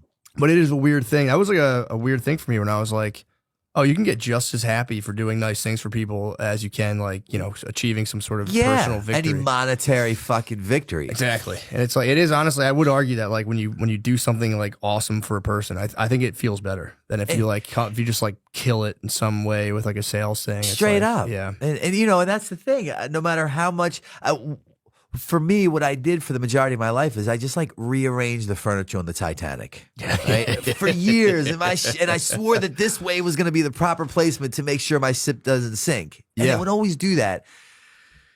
And then I learned that like it is what it is, right? Stop overcomplicating a simple process, and because the world kept right sizing me, and I just kind of I took me out of the equation. I thought less and just did more. Because I surrounded myself with like people who genuinely were also really good people that were just trying to make humanity a little bit better today than it was yesterday. Yeah, that is a nice thing. And it's one of those things too. It's one of those things I think people sneer at. They're like, making the world better. It's like, sure. What the fuck else are you going to do, dude? Yeah, like, just be a dickhead all the time. But it's like, I feel bad for, personally, it's like, so you have, you know, people, they go through, you know, drug addiction. There's like this whole thing. It's like, you know, everyone, when, you know, I would imagine you're a drug addict, there's like a part of it, like everyone knows I'm an addict. People are talking shit on me, everyone, blah, blah, blah. But then it almost like you reach a point where you're like, I don't give a fuck. And that's like a very freeing experience eventually. Whereas there's people who don't ever, you know, fall into a deep drug addiction, but they never get to really face their own like self-defeating mental patterns. And in a way, it's almost like the person, in my opinion, who goes through addiction and gets out of that ends up having, I think, a richer existence than if you never really have to face that or come like face to face with yourself and like really look at yourself. Because there's people who get 100%. Through life good on, you know, on paper, but it's like, you know, they're tortured.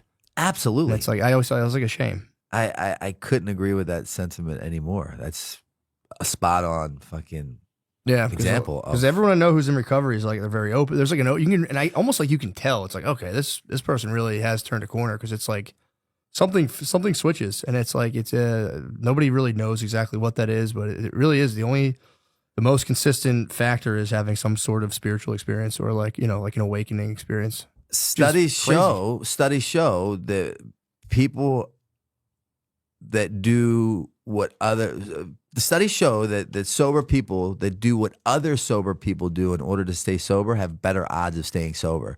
So like, there's not a black and white one size fits all. And you can try another method or another avenue that could equate to the same result. But I got to a point where the stakes were way too high, and I was tired of rolling the dice, and I kind of wanted to start working smarter, not harder. So I just bought into what the group does in order to stay sober. But the funny thing was, and you said it, you know, it's all a thinking problem, right? And I always have this alcoholic brain that lies to me, my own voice. And it always makes me believe the unbelievable. And it creates these delusional narratives. And I walked around for years thinking that no one in this world knew that I had a problem but me. Oh, really? Yeah. Like, I thought that I was kind of keeping it contained. Just enough to continue to enable my behaviors, which is getting high and justifying the outcomes. So that's crazy. You really didn't think people were like hip to you at all. Not nearly as much. So I didn't, right? I thought that no one in the world knew that I had a problem but me. And then when I finally bought into the process, what I learned is that everyone in the world knew that I had a problem but me. Yeah, that's right. I was the last person. Why? Because I possessed that job that consists of knowing everything. That's really funny. And I'm like, fuck. Right. And that's so funny. And that's what I again, right. I was ignorant to the process and the reality of my alcoholism, because I lived off of justification and minimization and deflection. Right. If only she didn't come home from work early, she wouldn't have found my needles on the table. Yeah. If only the parole officer's fucking husband would have banged her out, she would have been mad and gave me a piss test that fucking got me dirty and sentenced me to 6 months. Yeah, all this it's nonsense. always other people's fault. Yeah. So finally, the craziest thing happened. I started to take accountability for my actions and started pointing the finger inward and realizing that, whoa, like, it's me and my behaviors. And I started changing my behaviors. And I started changing the outcomes. And I started to like the results I got. So it snowball affected into this. Yeah. It's just crossing that like threshold to even consider the possibility. It was so simple, though. I missed it. I overlooked it. Yeah, dude, I think most people go their whole life without ever seeing it. But dude, everyone says, what's the answer? What's the answer? What's the answer? If any of us had the answer, we would bottle that thing, we'd sell it, we'd be a billionaire a billion times over. True. I believe it's so simple as just helping one fucking person. Someone took the time to stop and help me. I, in turn, helped another. 2 turned into 4, 4 turned into 8, 8 turned into 16. Before you know it, you're changing the narrative, which is ultimately changing the outcome. It's so simple. Just slow down the process and help one person. Pardon the interruption. This may or may not be Sean Gardini speaking. And this may or may not be Sean Gardini on camera. Who is speaking and who is on camera is not important. I've come to tell you that Sean Gardini is doing stand-up comedy shows. The upcoming shows are in Cleveland, Ohio, December 8th, Buffalo, New York, December 10th, and Baltimore, Maryland, December 11th. Please come to those shows if you can. The tickets are at SeanGardini.com. Thank you. Hear me out here. I failed to promote my shows in the Irvine Improv, SoCal.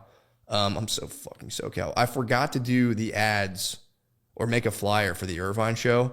Oops, my bad. It's next weekend. Thanksgiving weekend, Friday, November 29th, Saturday, November 30th. 2 days, 4 shows.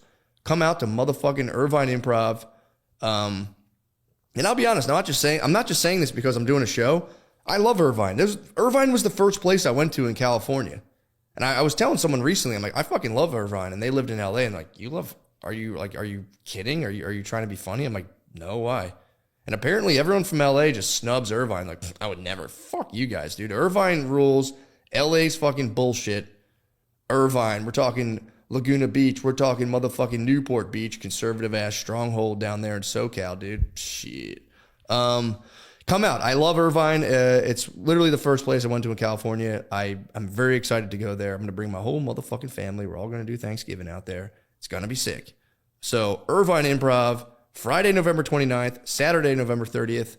Let's go. Let's show these LA fucking pussies, dude, who's really fucking SoCal. They're not fucking SoCal. They're north of Irvine, bro. Yeah. So how did you get into the recovery homes? When did you start that? And like, what was that like? I had my get well job was washing dishes for $6 an hour in Levittown, Pennsylvania. Oh, nice. At a diner called Mary Ann's. At 38 years old, I'm busting suds in the back with a coworker who's fucking 14. Damn. My brain told me that, and this is after skating, jackass, fucking author. Yeah. My brain told me I should have at the very least been the president of the United States. And I'm fucking busting suds with Brian here for $6 an hour. Yeah. What was that like? Struggling. I had heard the word humility and it sounded fucking cool and it rolled off the tongue right, but try swallowing that fucking thing. I'm 38 right now, dude. If I had to bust a Imagine suds. fucking you leaving here and going back to Levittown, Pennsylvania to Mary Ann's Diner. Shout out to Rich and they were great guys and the owners and busting suds for $6 an hour next to a 14-year-old. How long did you do that for? 1 year. That's long. That's And a decent time. I had no idea what my next move was going to be. Right? Yeah. Because my qualifications didn't state that I had any special qualities. I know what you mean. You can't be like, yo, let me hop on a TV show real quick. Yeah. Get Or the like, fuck let me out. fucking, I don't own a computer. I skipped that whole, I went from skating to heroin. Yeah, I wrote my yeah. book, pen and paper. I can pawn laptops great. I don't use them. Even to this day, I don't email. I got my first ever computer during COVID. I used it 7 times and gave it the fuck away. Really? Yeah. So are you all like, do you fuck with like the Instagram and all that Yeah, stuff? Okay, I so you like do that. But Gotcha. like the thought of an app gives me anxiety. I got what you're saying. Yeah. Right? And I'm just like stubborn by nature. So you're busting the suds for a while. Then Yeah. How did you get into the? But I space. started like that job that I thought was so fucking beneath me turned out to be the foundation of who I am today. And I think by social standards and regards, I could be considered a pretty successful guy. I have all these different businesses and properties and blah, blah, blah. But it all came from washing dishes. I started to like show up early. I'd stay late. I took pride in washing these dishes. I called out 1 day in a whole year because of a snowstorm. Like those behaviors started to change. Then my outcome started to change. I started to become self-sufficient. For the first time in life, I was paying my own recovery house bill, $165 a week. I was buying my own groceries, my own cigarettes, not relying or depending on anyone. Yeah. I stopped and then what happened was someone asked me to speak at a candlelit vigil. a candlelight vigil for someone who had passed away, and because the 12-step program, AA, it's anonymous. So you don't know really what's going on there. But when I spoke at that candlelit vigil for people who had lost their lives, someone had filmed it, and it started making its rounds on social media. And then an organization reached out to me, and they're like, "Would you like to come speak at our facility in Florida?" And I'm like, "Sure." And they put me up at the W in Fort Lauderdale in the penthouse, and I'm like, "What the fuck? Are they gonna ask me for a donation?" I wash dishes, and they had come up with this whole design. Right, again, the blessings taking place unbeknownst to me. If I knew any of this was gonna happen, I'd fuck it up royally. Sure, yeah. And they had put together this whole plan, and presented it to me, and I'm like, dude, I didn't even know this world existed that I live in today. Mhm. And it just kind of gave way, and I bought into what they would say, and in those meetings they'd say, in order to keep what you have, you have to give it away. And Sure, yeah. this is cliche as shit. And I vowed to myself that when I was in a position financially, I was going to recreate that sober living house I lived in. That's cool. And do for others what it had done for me. So literally on my 5th year anniversary, I opened up in Wilmington, Delaware, my very first men's sober living house called Novak's House with 10 beds. And that has since turned into 7 houses for men and women in Wilmington, Delaware with 75 beds. And I fucking travel the world, and I have generous friends or just strangers that want to give back, and they occasionally stroke a check, and they provide money that I have in the scholarship fund. And my mission is to provide a bed for anyone in need of sober living after completing a treatment center. I refuse to let price be a deterrent as to why someone can't get help. And then, unfortunately, the demand was met. I kept fucking expanding, and I really wished that wasn't the case, and these didn't even exist. Sure. And I'm like, dude, I can help more, and I can be better. So then I created Redemption Addiction Treatment Center in Wilmington, Delaware. Well, in Newport. Okay, yeah, that's right next to right it. down there, yeah. And it's an outpatient facility where people come during the day, 5 days a week, or nighttime groups. Mm-hmm. And I always tell people I'm on par to create a David Koresh Waco, Texas compound vibe, Nice. minus the gun and the fucking religion. Yeah. But I want to create this place where people feel like they want to be a part. Right? It's Yeah. all deliverance. Like I started this podcast. It's all with how you present something to me. Right. So what I try to do is to create this whole fucking environment that people want to be a part at, as opposed to feeling like they have to. Yeah, what was your? Did you have any when you went to any treatment centers? Did you have ones that you felt like? Because you hear some people that place is a fucking scam. They're just fucking taking my money. Did you have any places you thought were just churning people in and out, or do you think that's just people's perception of the place? I think it's just opinion based. I think it's people's perception. Yeah. The treatment center that I ultimately got sober in, people would be like, "You'll never get sober there." It cost me $2 to get into. It was a Catholic Charities program in Baltimore, and if you looked out, you weren't allowed to look out the blinds, because if you looked out, they were literally serving dope and coke and crack on the corner. Oh, Jesus. It was like a bottom of the barrel kind of joint. Yeah. But I believe it takes what it takes until it takes. And who are you or I to say what it will be for it to take? That makes sense. It's between you and the maker of whatever you choose to fucking call it.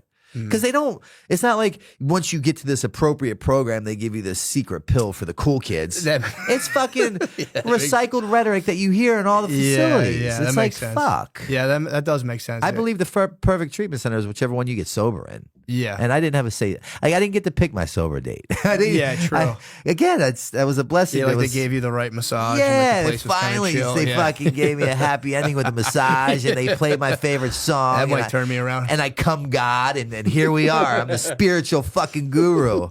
Fuck your way into recovery. That's You're right. not the deal. Yeah, true. I wish. There is a very unsexy element to it where you're saying, you can be in a place that people think sucks really Straight badly. up. It really is a wholly internal process. I'm a firm believer you can get sober in a fucking pub sitting on a bar stool with a bottle of Jack in front of you if you're ready. Yeah, Straight yeah. up. What do you think about the California sobriety people do, where it's I'm California sober, I'll drink and smoke weed and shit, and Dude, I did this TMZ thing. They did a special recently of Matthew Perry. Oh yeah. Yeah, I read his book. Brilliant book, by the way. Whole newfound respect for that man. Rest in peace to him. But they were doing this hour-long documentary, Harvey and them, and they reached out and they wanted me to weigh in on it, and they asked me the same question, and the truth of the matter is, I'd be really ignorant if I sat here and pretended to possess the answer of like how to live a perfect life with coming up on 10 years sober. That's like my mother'd be like, "Fuck you, asshole! You should have did it your whole life, you idiot." Yeah. So like, all I know is my narrative because it worked for me. I'm never gonna tell anybody what you should or should not do. I believe with California Sober, with MAT, Suboxone, Subutex, Vivitrol, Methadone, if it provides you a life that you believe is worth waking up and getting out of bed for every morning without the thought of wanting to kill yourself, I'll fucking drive you to the dispensary. Who, you know what I mean? Like, Sure, fuck me for thinking that I have the answer. I just have my narrative. So what I always say is that when I'm kind of giving a talk or working with clients, if you can find more similarities than differences, it might make sense to pay attention. Yeah. But if not, that's cool too. Yeah. Right? Because everyone at the end of the day, you're entitled to your own process. You were entitled to have that realization during COVID of like being a fucking asshole to strangers that did nothing to you. Sure. And if I would have robbed you of that process, you might not have come to the conclusion that you have today where just being kind is the right way. Yeah. So looking back, if anyone would have robbed me of one less fucking sleepless night I caused my mother or pain that I made everyone endure, like I might not be here today. Yeah. That makes sense. So Yeah, it's kind of a personal Yeah. timeline for everybody. For sure. And it's like, and I'm not saying that my way is the right way. It's just my fucking way. Yeah. You know? Because I know that's a big battle. When I was in social work school, there's like people who are like, it's called like harm reduction Sure. versus people who are like, nothing, you better knock all that I'm shit a big the fuck harm off. reduction guy. Yeah, And at the end of the day, it's like, who the fuck, like, that's between them and their higher power. Yeah, yeah. Like, all of a sudden, I believe I'm God and I can predict what your fucking best outcome will be for your life and your situation. Fuck. Yeah, true. Yeah, It's, and I'm a spiritual guy, and if I'm a spiritual guy like I say I am, where's my spirituality if I judge your spirituality? yeah. Right? So, like, I believe my higher power is everything. I think it's crack. I think it's heroin. I think it's life, death. It's like, what's love without sadness? What's joy without sorrow? Mhm. Right? You have to have all these. Without those fucking overdoses, without life support, without fucking ruining my life, I would not be the child of, I hate to say God because people are like, oh, this religious fuck, but a child of God today who I really like do my best to help humanity. I wouldn't be here. I'd still be in that position of like, what the fuck's wrong with you? You think you have it figured out, you fucking idiot? You deserve what you get. Yeah, yeah. And that's where I'd probably be. Yeah, well, it is funny. People, I've talked about this before, but it is funny how that is like the God talk's taboo now. Before Totally. it was like you couldn't talk about sex. Now you can be like, I'm fucking jizzing. And everyone's like, but if you're like, Yeah, they had the whole Me Too movement at that point. true. Yeah. Yeah, that. But if you mention God, people are like, what the fuck? Totally. And it's like a pretty wholesome, I think it's a very wholesome concept. But it got tainted by, I think, people just being like the religion aspect of being like, you're going to hell because you fucking came. For And sure. It's like that. And that's a shame. But Sucks. but you need those people, right? Those people are just as important as the other ones that aren't those people to make me realize how much I don't want to be like that. Because Yeah. without those people, I'll turn into that person. Yeah. Because I don't have like a warning sign or like like who I don't. I need the bad to remind me what I don't want to become, so I practice good. Yeah, and I wonder if it's gonna like, because every even like religions, like concepts of God, like go through waves where it's like we used to think it was like fucking fire, and now we are like, there was like the mythological hero of like there's these entities in the sky that we can like, be like, hey, please help us. That'll like change everything, and then like that like around like an organized like testament of like, this is the guy who came down from heaven and Amnita. So now I wonder if it is going to regroup in like some different conception that people will universally buy into, or if it'll just be like a fractured thing forever. The older I get at 45, I see that things just evolve, but then just come back around. Yeah, I was looking on the plane the other day, and there's this chick who has, as you see, these new things are like the big headphones. Apple Pros. Where like your mom used to have it back in the 80s. And no one's doing the AirPods anymore. It's just like Miami Vice, like fucking color schemes and chicks wearing baggy ass jeans have now come back. I know. So yeah, it's like, kind of weird. just live long enough and you'll realize that like shit's not that heavy. Yeah. and it's going to be okay. And the fact of the matter is, you don't really have much say so in any of it anyways. Yeah. For me, that's what I do. And I just kind of remain like, I'm I don't know what I remained. It just depends on when you ask me. No, that's true. So, and then, I'm curious too. So Yeah. you were doing the Viva La Bam stuff and all that stuff fell out.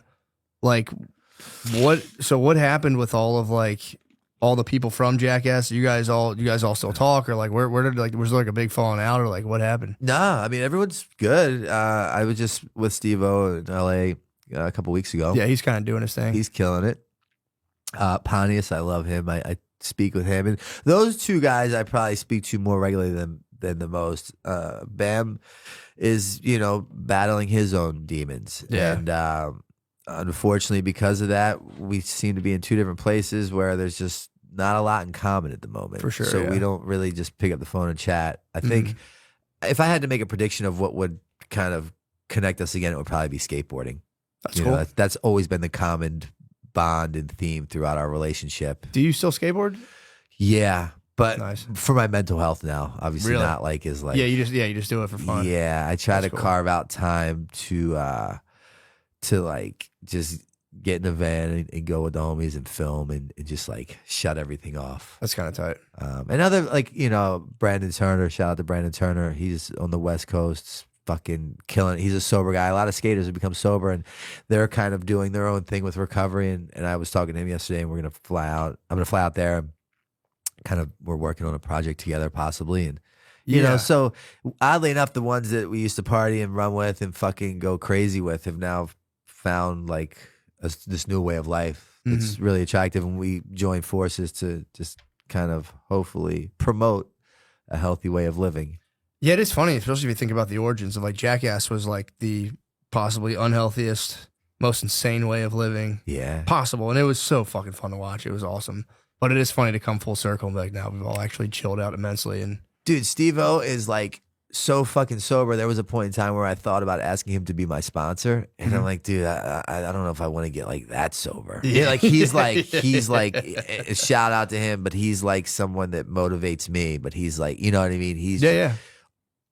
authentically like what you see is what you get, and who he is who he is, and it does not waver no matter where or what he's doing. It's brilliant. Yeah, it's pretty cool, man. And it's also one of those things like, sobriety, again, if you're just kind of kicking around, you're going out to get drinks every Sunday, you don't necessarily have, like let's say like a problem quote. Yeah. It is one of those things that I think when you're, drinking a lot or like partying, it's like, it almost seems alien. But it like, if you really like strip it down from like, take substances out of it, I always thought it's a really like it's cool for a person to be able to remain with their thoughts in their own state of consciousness rather than, you constantly escape it. It's like, all right, I'm gonna get stoned, all right, I'm gonna get that. And you're constantly jumping out. But I think it is a serious sign of mental strength to like, and people do like sober October, which that must be kind of funny when like the whole world's like, we're gonna be sober for 1 month. And you're like, all right. But I've seen me do that. So like, fuck yeah, I'm all about it. True. But it's gotta be funny with like 10 years, like, oh, I'm glad you're having fun. For sure. There is something I think that is like, especially the older you get, it's like, it does take mental strength to like sit with yourself, not being able to kind of leave your consciousness like a little bit by, doing like, oh, I want to get a little high, I want to do this, blah, blah, blah. Totally. And I think it's like, it's a genuine virtue that I think gets skipped over. People are kind of like, yeah, dude, fuck, I'm going to have a couple beers, fuck that. Like people kind of dismiss it a lot, especially when you're drinking.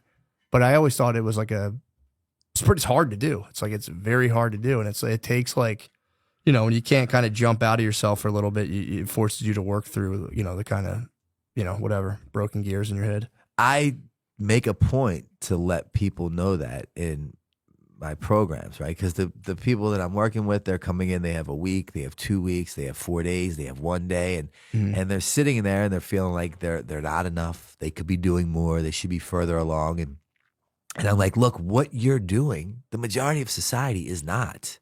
Who wants to strip away their escape routes to be forced to look at themselves, right? With themselves, by themselves, without having any drink or drug to escape the terrible reality that you've created as a result of your addiction and man up and fucking walk through it. I'm like, I will walk with you people. You people are the ones that I want on my team right now. Like at fucking over 10 years and you are the people that I fuck with, right? Like, and there's a lot to be said with that because I don't just give my time to anybody. Sure, yeah. So it's like, I really make it a point because I know in early sobriety, it's like those week, 5 days, 30 days, 60 days, it's like of sobriety. It's like a bipolar roller coaster ride from hell. Yeah, I can right? imagine. You can be above heaven high the wind can blow wrong. You're like below hell low, trying to figure what the fuck just happened. So it's important to give people the credit of it takes a lot of work to end up in that position for fucking 2 days sober. Yeah. It's and I always say it takes so much longer to get 2 days sober than it will to get 2 years sober.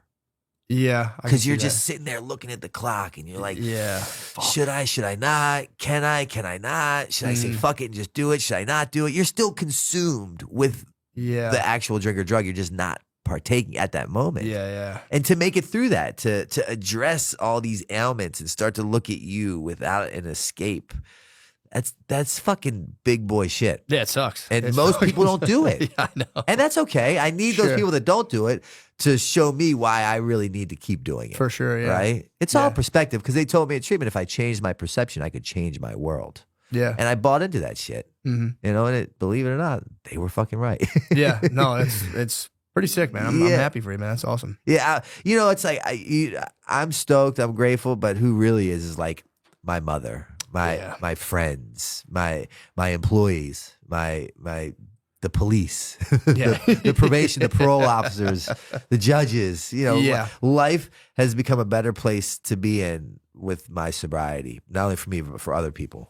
Yeah, and I always like you were saying, the service thing's big because especially when you're like, you know, if you're in the even with with or without drugs, if you're just like living a negative existence, Sure. you're usually convinced like in order to conquer my own negative existence, I have to achieve at some level that just somehow like shuts all this down and people will realize and they'll like me. Whereas like in recovery, it's like, or you can just like help people. Yeah, And it gets the same thing. Like if you're like lonely, it's like, well, rather than trying to be the man, just go volunteer. yeah. And you'll get that, like, it's like a quick route into kind of like a nice social existence. And everyone just is like, no, I have to conquer the world. Yeah, it's like, too no, easy. It's too simple. Exactly. It's really fun. I always thought it was kind of funny. It's like it's a simple fucking approach for an overcomplicated thinker. Yeah. And that's why I say smart people generally have a hard time getting it. Yeah. You know, I had to dumb my way into this position. Mm. And that was through me being beaten into a state of reasonableness as a direct result of my behaviors. But it doesn't have to get that way, right? Like one of my business partners, I met him in treatment. It was his first attempt ever at getting sober. And he's remained sober.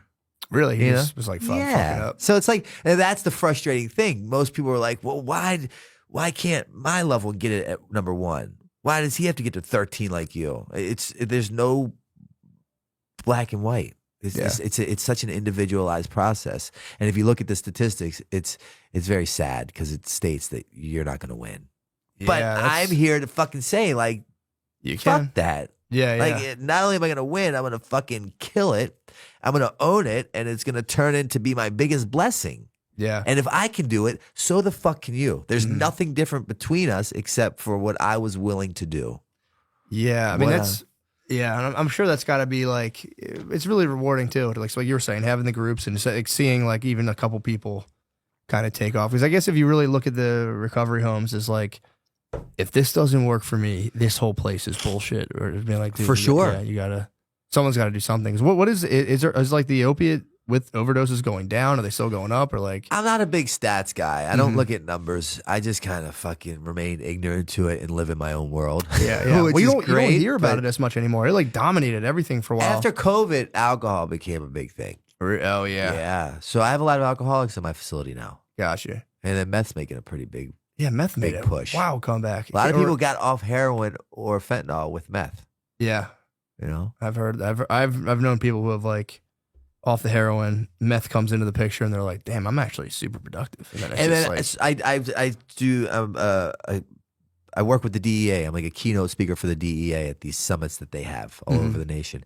And I was just doing an event with them in St. Louis, and they were like, "Yeah, cocaine's making a big comeback. We're fucking busting down big shipments of cocaine." mhm. So. Kind of like how I said Miami Vice was cool It again. all Like comes crack around. could be cool again soon with like the Very well. 80s. You know what yeah, I mean? yeah.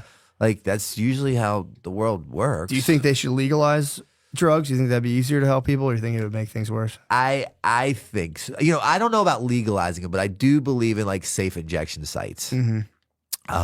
And Philly was going to be the first place to do that. Yeah. And then they shut it down at the midnight hour.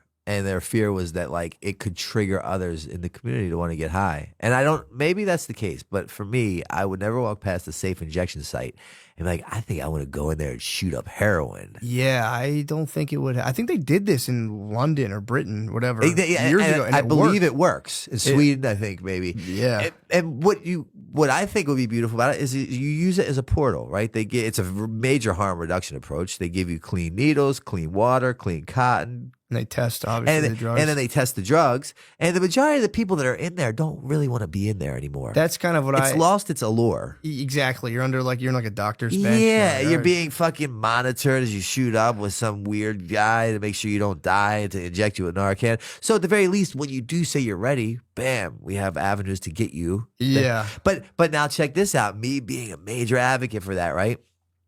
I own where I live in Old City, right, in Philly, and a really nice place. And someone said to me, they said, well, would you want it next to your house? And I'm like, no. Yeah, because it fucked my property value up, right? And I'm just being transparent and open. Sure, and like, for sure. So there's two sides to every fucking coin. Yeah. Yeah, that's true. Yeah, then, again, with that, you're going to have people like pop a door handle and all this shit. And it's like, yeah, because you're like. Straight up. Not So here. I really just try to remain like Switzerland in a lot of fucking plays. That makes just sense, neutral yeah. and adapt accordingly. At least you're honest. Because I heard people would be like, I wouldn't care. And it's like, yeah. you sure? Yeah. That's just the truth of the matter. Now, not saying that like, if the opportunity presented itself and they were going to do it, I would still back it. But in my mind, I'm like, but couldn't you just go a neighborhood over? You know what I mean? Like, I wouldn't vote no on it. Let's put it that way. I would not vote no on it, but I would definitely vote for it to be in the next neighborhood over. For sure. Yeah, that makes sense. Everybody would. Yeah. So it's just, I don't know. It's such a individualized thing. I don't know what the approach is except for just taking the time to help one person. Yeah. That's it. One person. True. And that one person who helped me. Just think about all the heroin that I stopped injecting, all the people I stopped hurting, the one less needle that's being found on your kid's playground because I stopped shooting up. Yeah, man. Like, it goes that far. It's crazy. And again, like you were saying, like people, you get kind of mired in the cliche of it, but it is pretty nuts to think about that. Like if that guy that day had been like, fuck him, I don't feel like doing Straight this. up. Like you were saying, your mom's upset, but you're burning bridges, you're ripping shit off, you're going to jail, all the shit. And it's like, pretty crazy when you think about the ripple effect. And I believe that that's the approach that will change the outcome. I mean, it's put it this way. So in Delaware, where all my sober living houses are, my treatment center as well, we really wanted the community to see, because in there they said, well, we don't really want them in our neighborhood, right? I get it. So one of the stipulations with Novak's house is when it snows, you have to go out and you shovel your neighbor's porch and their driveway, and like you be kind to humanity and society. And then that was working, and it snowball affected into the guys and women living in Novak's house. They started getting jobs within the community. That's cool. And then the people who owned the businesses that started hiring the Novak's house clients, they saw something different in them. Same thing that happened to me. I'd show up to work early. I'd stay late. I took pride in washing dishes. They're like, where are you? What's, because they aren't, it's just different. And they're like, where are you from? What's the backstory? And like, oh, we live in this place called Novak's House. It's a sober house. And what the business owners within the community did on their own, I wish I could take credit for this, is they created a private Facebook page called Novak's House Hires. And if any of these businesses need employees, they put a post up that goes to the Novak's House only. And then if any of the Novak's House people need a job, they put their resume or what their qualifications are. That's cool. Because like they're seeing the good that they're creating through the ethics and behaviors. And like it's taking on a whole life of its own, right? So like it snowball effects, then it opens the window for people wanting to hire people in recovery, where before it was taboo, it was shied away from. You don't do that. They'll rob you. They'll lie to you. They'll steal from you. I'm here to prove that that's not the fucking reality. Nice, of man. all of, but like for sure, I know what you're saying. Yeah, it can be done. But the old saying is, if you haven't been ripped off in AA, you're not helping enough newcomers. So it's like, no, that makes sense. But that's fucking awesome, man. Yeah, and again, I'm not creative enough or intelligent enough to create that. It's just me stepping out and letting the process play out. Oh yeah. Well, dude, I think that's it, man. Thank you so much, bro. I really appreciate I enjoyed that. this. I'm pumped to hear about that, and I enjoyed it too, man. I'm really happy to hear, it's good to hear people taking their time to help the world. Like that's still a thing because I think a lot of people For sure. just get so, and it's not like a bad thing. I would Everyone's say just I'm caught guilty up. of it too, getting consumed in the rat race. I'm the worst. Yeah, I have to jump out of it every day. Straight and be like, up. What the fuck am I doing with myself? Yeah, once you hit to that point where you hit the wall, right? Yeah, daily. Yeah. Same. I wake up every morning with a brain that wants to fucking kill me on a layaway plan, Yeah. right? Yeah. Installing a plan of just like one fucking defect at a time. Yeah. So anyone out there that might need help, you can reach me directly at 610-314-6747. Call me, and if you need help with getting treatment. Nice. Well, thank you so much. Love you, brother. See you, bro. Cheers. Love you. Thank you.